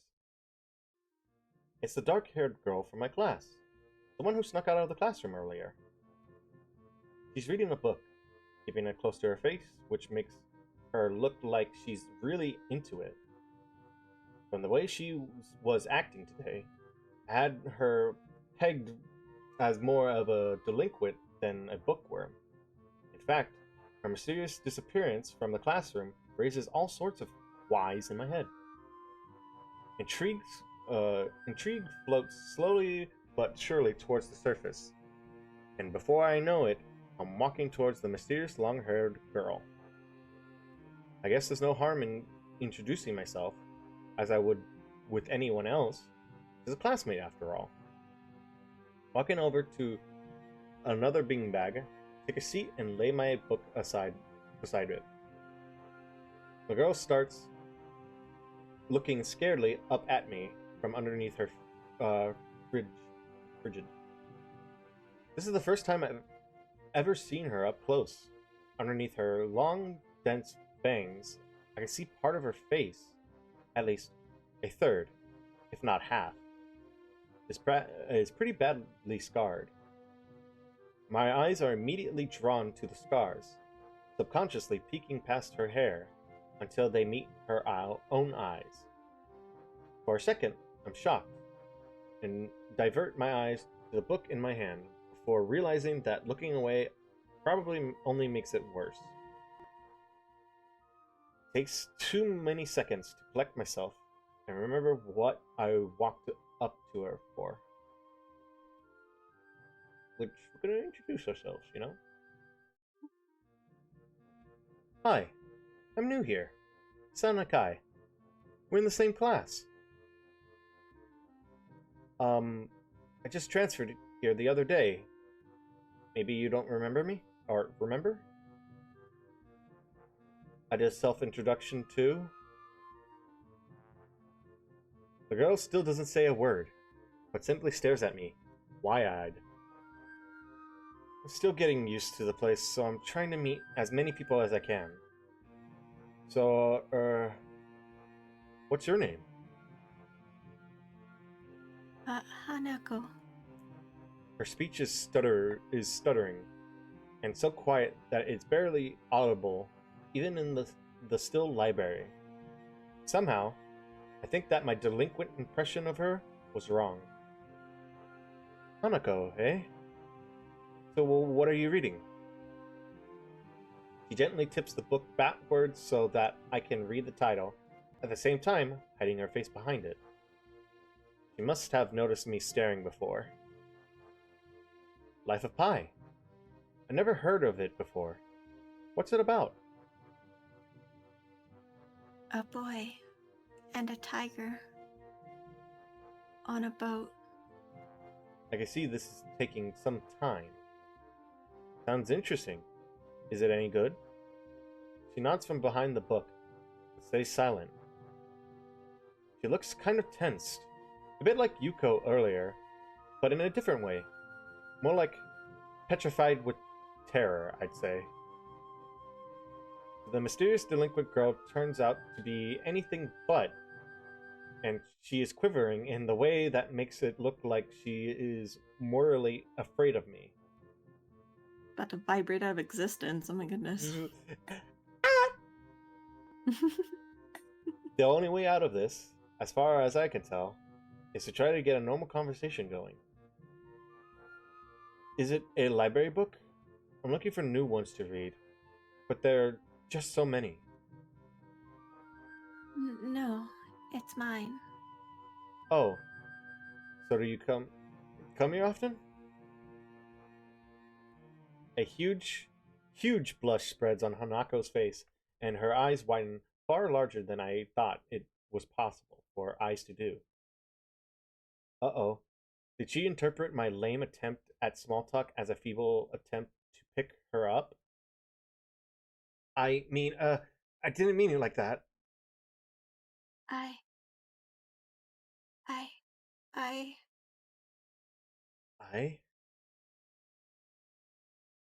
gotta go do something. Without warning, Hanako takes off, running towards the counter. Her hair-like takeoff catches me so off guard that I don't manage to go after her until she has a good head start. By the time I reach the counter, she's nowhere to be seen. Lily and Yuko are happily chatting away. Knowing that I won't be able to catch Hanako myself, I approach the girls. Hey, did you see or notice a girl run past here? Maybe. What did she look like? Long, dark hair, kind of shy. She had, well, some scars on her face. You wouldn't be talking about Hanako, would you? Yeah, that's her. I saw her reading and tried to talk to her, but I think I scared her off or something. Oh dear. Yuko, would you excuse me? I'd better try and find her. Sure. I'll just hold on to these until you come back. What's going on? I'm sorry, but I'll have to explain it to you some other time. Right. I'll see you later then. Lily hastily grabs her cane and hurries out of the library, leaving me alone with Yuko. I don't think I'll ever get the hang of this place. Did I do something wrong? What did you do? Nothing. Just talk to her, try to get her to know her. Didn't even manage to get started. Yuko sighs and looks awfully bothered, even more so than she did before. I guess you weren't wrong so much as tactless. Tactless? That girl's a bit of a special case. It's like she's never really talks to anyone. Isn't that a bit strange? I wonder. It's just how she is, I think. Yuko doesn't sound all that convincing. Then again, maybe this is just the norm around here. Everyone has their own problems, or else they wouldn't be here. Perhaps I was being a little tactless after all. But how should I deal with these people? Forcing myself to act overly casually only makes me feel phony. Like I was supposed to be ignoring the elephant in the room. Yuko fidgets, looking like she wants to say something to that, but resists it. I think it's an elephant only if you feel that way. I guess she doesn't have a good sense of self-restraint. It makes me smile. She blushes heavily. What? Did that sound stupid? No. It sounded really wise. I guess you're right. It's more about me than anyone else. Neither of us have anything to add to Yuko's, so Yuko fills the silence by shuffling some papers around. People who have papers on their desk really like doing that. Did you find any books? I should be closing soon. I mean, this library should be closing, but I have to do it. I hope that's not too inconvenient for you. Oh, yeah, I want some books, but I left them over there because I'll just go get them. I fetch my stack of books from beside the beanbag where Hanako and I were sitting and return to the counter. Wow, you read a lot, don't you? I surprise myself with that too. Honestly, at least when I really think about it. I have a lot of free time earlier this year, so I just kind of started reading books to fill the time. Couldn't do much else. I see. But she doesn't say anything else. Just checks out my books for me. I guess this is what they call tact. Holding the library books in one arm, I trawl my pocket for the key to my door. A sudden sound behind me startles me, making me nearly drop the book I'm carrying or the key that I almost managed to get into the lock. Who is it? I turn around to see who is talking to me. It's Kenji. He seems to be in a friendlier mood, although the light glinting off of his glasses in the dark gives him a sinister look. It's just me. This makes him pause and lick his lips nervously. Who's me? I don't know anyone called me. Are you some new guy again? His voice is suddenly strained and quick. Yes, we've met before. Yesterday? I don't think so. I would have remembered someone who I met only yesterday. When was that? What day is it today? I try to ignore him. Is he joking or what? Prove that we met before. You live across the hall. You're Kenji. Kenji jumps back, his eyes filled with an uncomprehensive fear. How do you know my name? Damn! This can only mean one of two things. Either we've met, and you're telling the truth, and I just can't remember it, or you're a spy. He pauses. A psychic spy. His eyes dart around me, trying to peek into my room, although it's hard to believe he can see anything through those thick glasses. His mood swings from friendly to maniac in less than a minute. I'm not a psychic.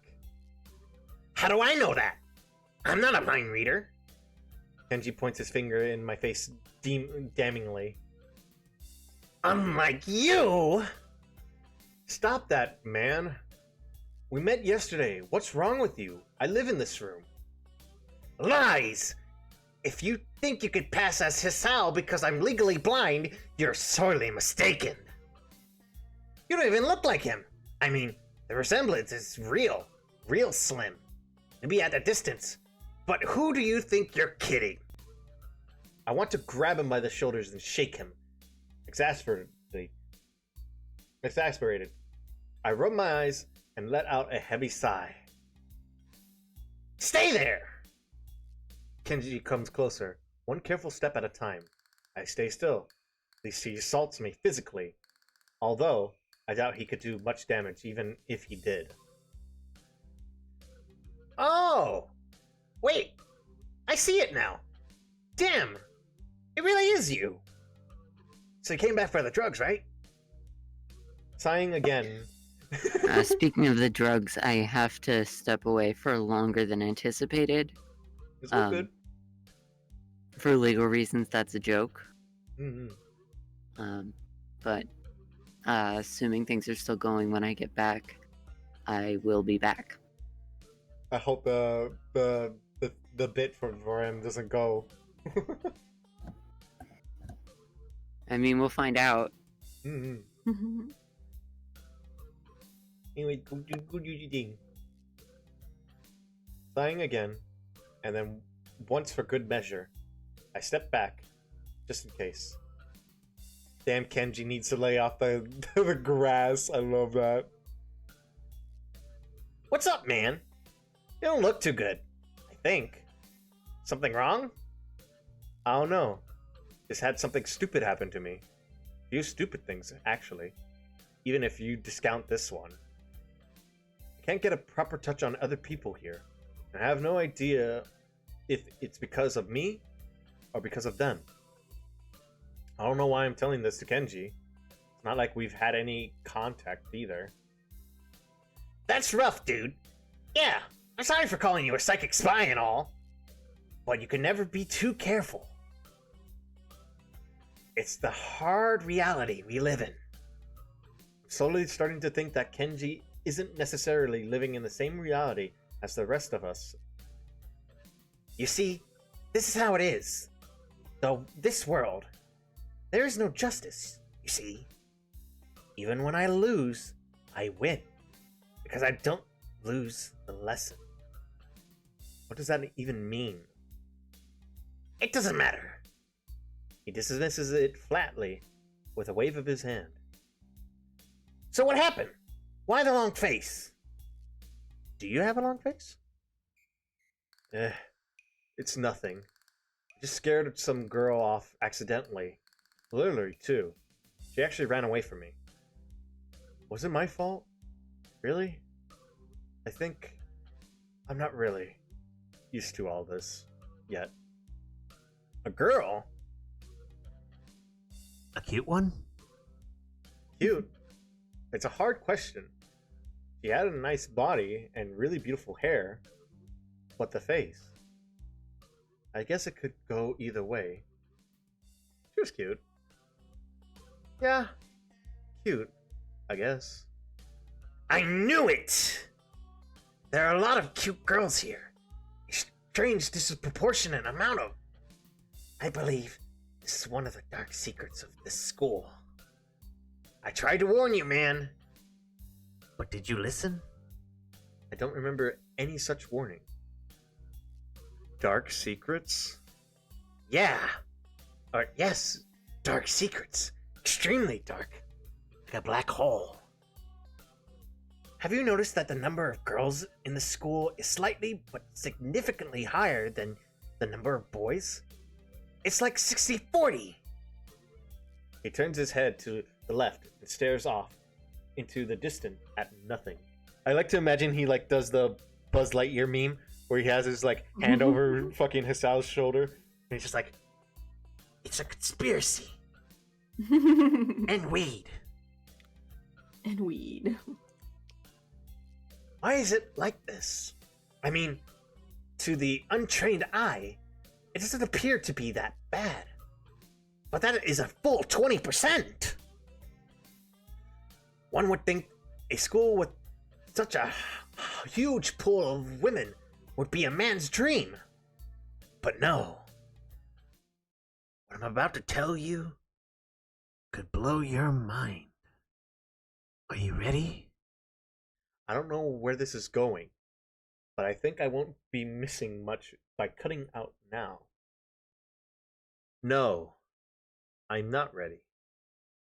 I only get as far as turning the doorknob before Kenji starts talking again, showing that he doesn't really care if my mind is blown or not. I believe that the school is a battleground, the site of a feminist infiltration. The disparity in numbers of men to women is a clear sign of how far they have come. In case this Cold War turns hot, they will have superiority in numbers. Just another skirmish in the internal war against the forces of the feminists. They're everywhere. In Japan, women outnumber men. It's not a 60-40 split, but it's only a matter of time, man. Even in America, women are the majority by a hair. They're building up their numbers. In the past, the buildup of the military has always been the clear sign of imminent war. Japan is the first step. Our economy is badass, and the country itself is small and isolated, yet a huge part of the Pacific in terms of political value.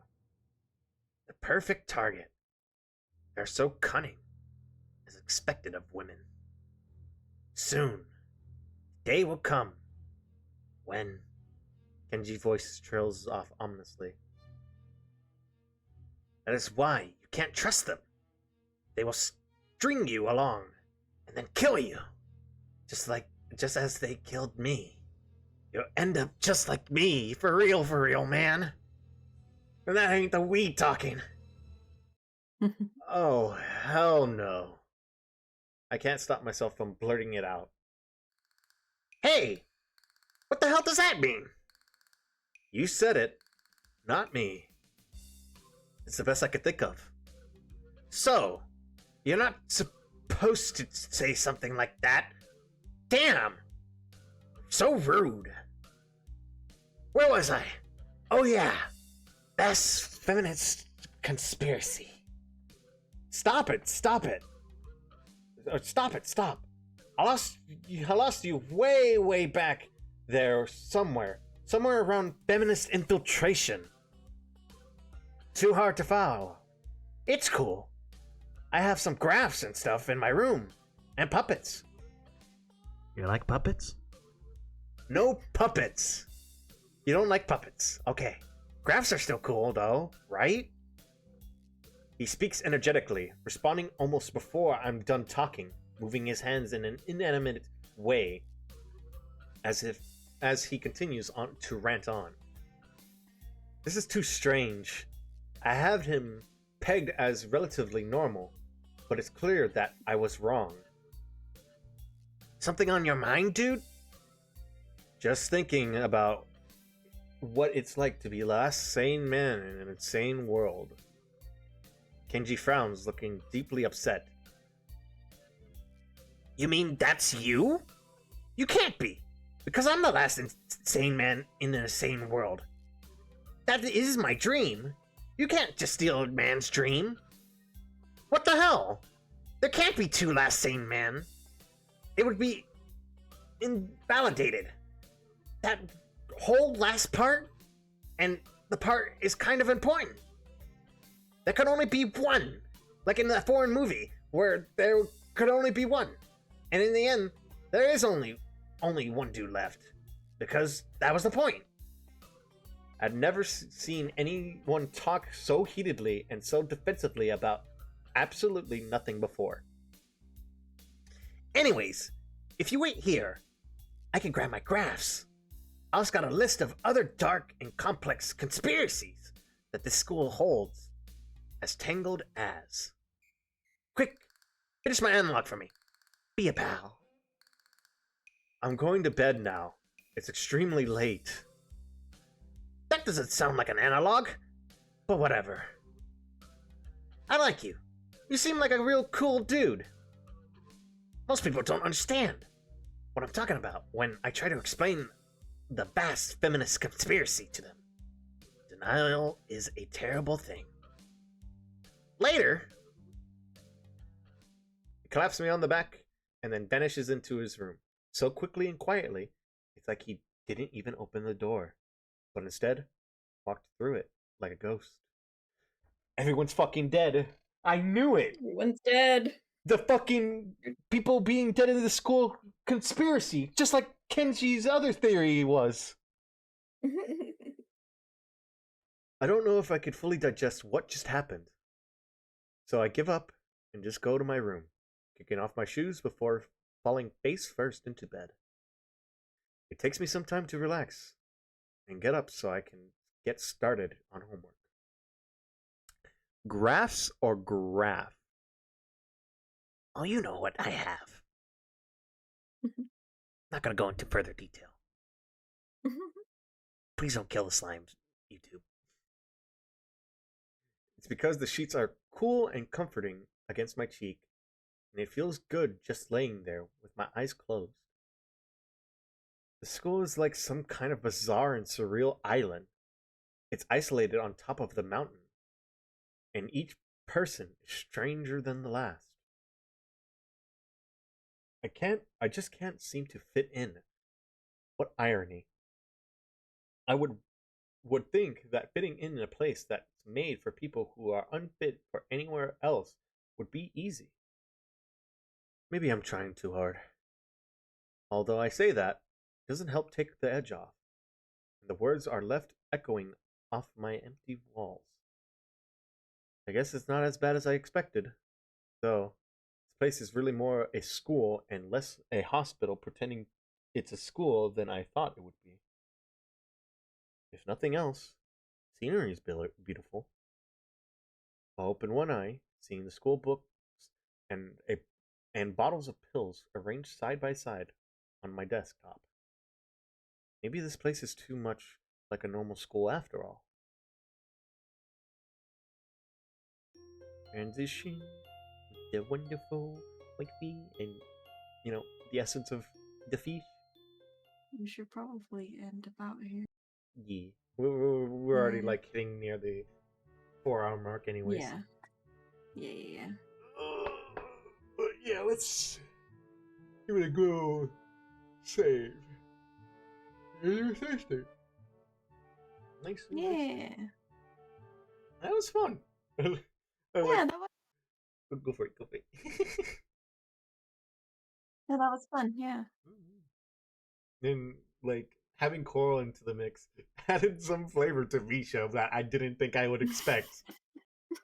Yeah. It went from an evil, wicked witch to like an evil mastermind, and I love that. Coral's the best when it comes to that. I love that. Anyways, let's see who we shall raid. Which there's quite a few people on the people I follow. But do we want to do anything recommended? I don't have any recommendations. Got quite a few on my end. But I mean,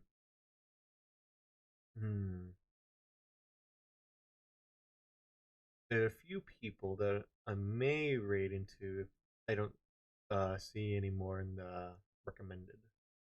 I should hit the Twitch logo just for that. The live channels we think you would like. I mean, I follow like most of these people. Thanks. I guess if Twitch is suggesting like most of the people I follow, then why not? Yeah. Which I know who we're gonna raid. Okay. Which the raid message will be Slime, Oni, and Fish raid. Next week, if Ash isn't busy, will be a certain Medusa like mother joining us, which I'm excited for. I'm interested in what Medusa is going to bring on to the table for the group. Yeah.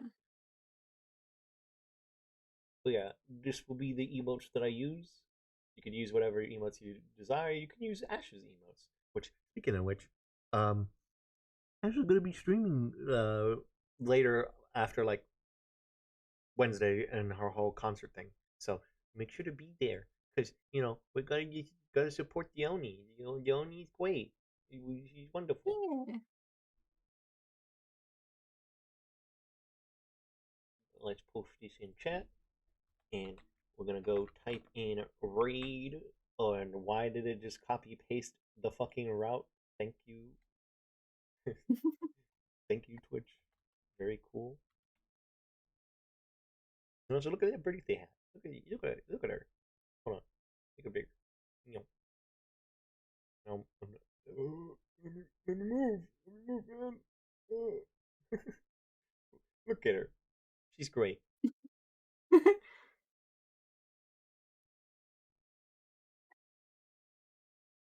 But anyways, we're gonna go raid. Funny enough, the funny, Gorgon or Medusa. She's great, and she's doing some Hollow Cure. So Yeah. I'm kind of interested in the game. I haven't played it myself, but I've seen people play it. Yeah.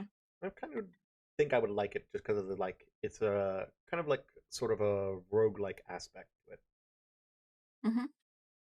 But yeah, tomorrow I think I may call off tomorrow since I had to like call off on the project that I was working on due to some stuff getting into the way. Which the slime won't go into further details. You'll have to see when it's finished. But yeah, the slime Oni, and the essence of Coral. Wish you a wonderful morning, evening, afternoon, time zones, wherever you guys are at, breakfast, lunch, and dinner. And we shall see you when we stream, which will probably be Thursday. I don't know what Thank I'm you, gonna do. Lakan. I don't know what I'm gonna be doing with Boca since Terraria is bugged, but we'll figure something out. But yeah, Yeah. take care, everyone. Bye. Bye-bye. Bye.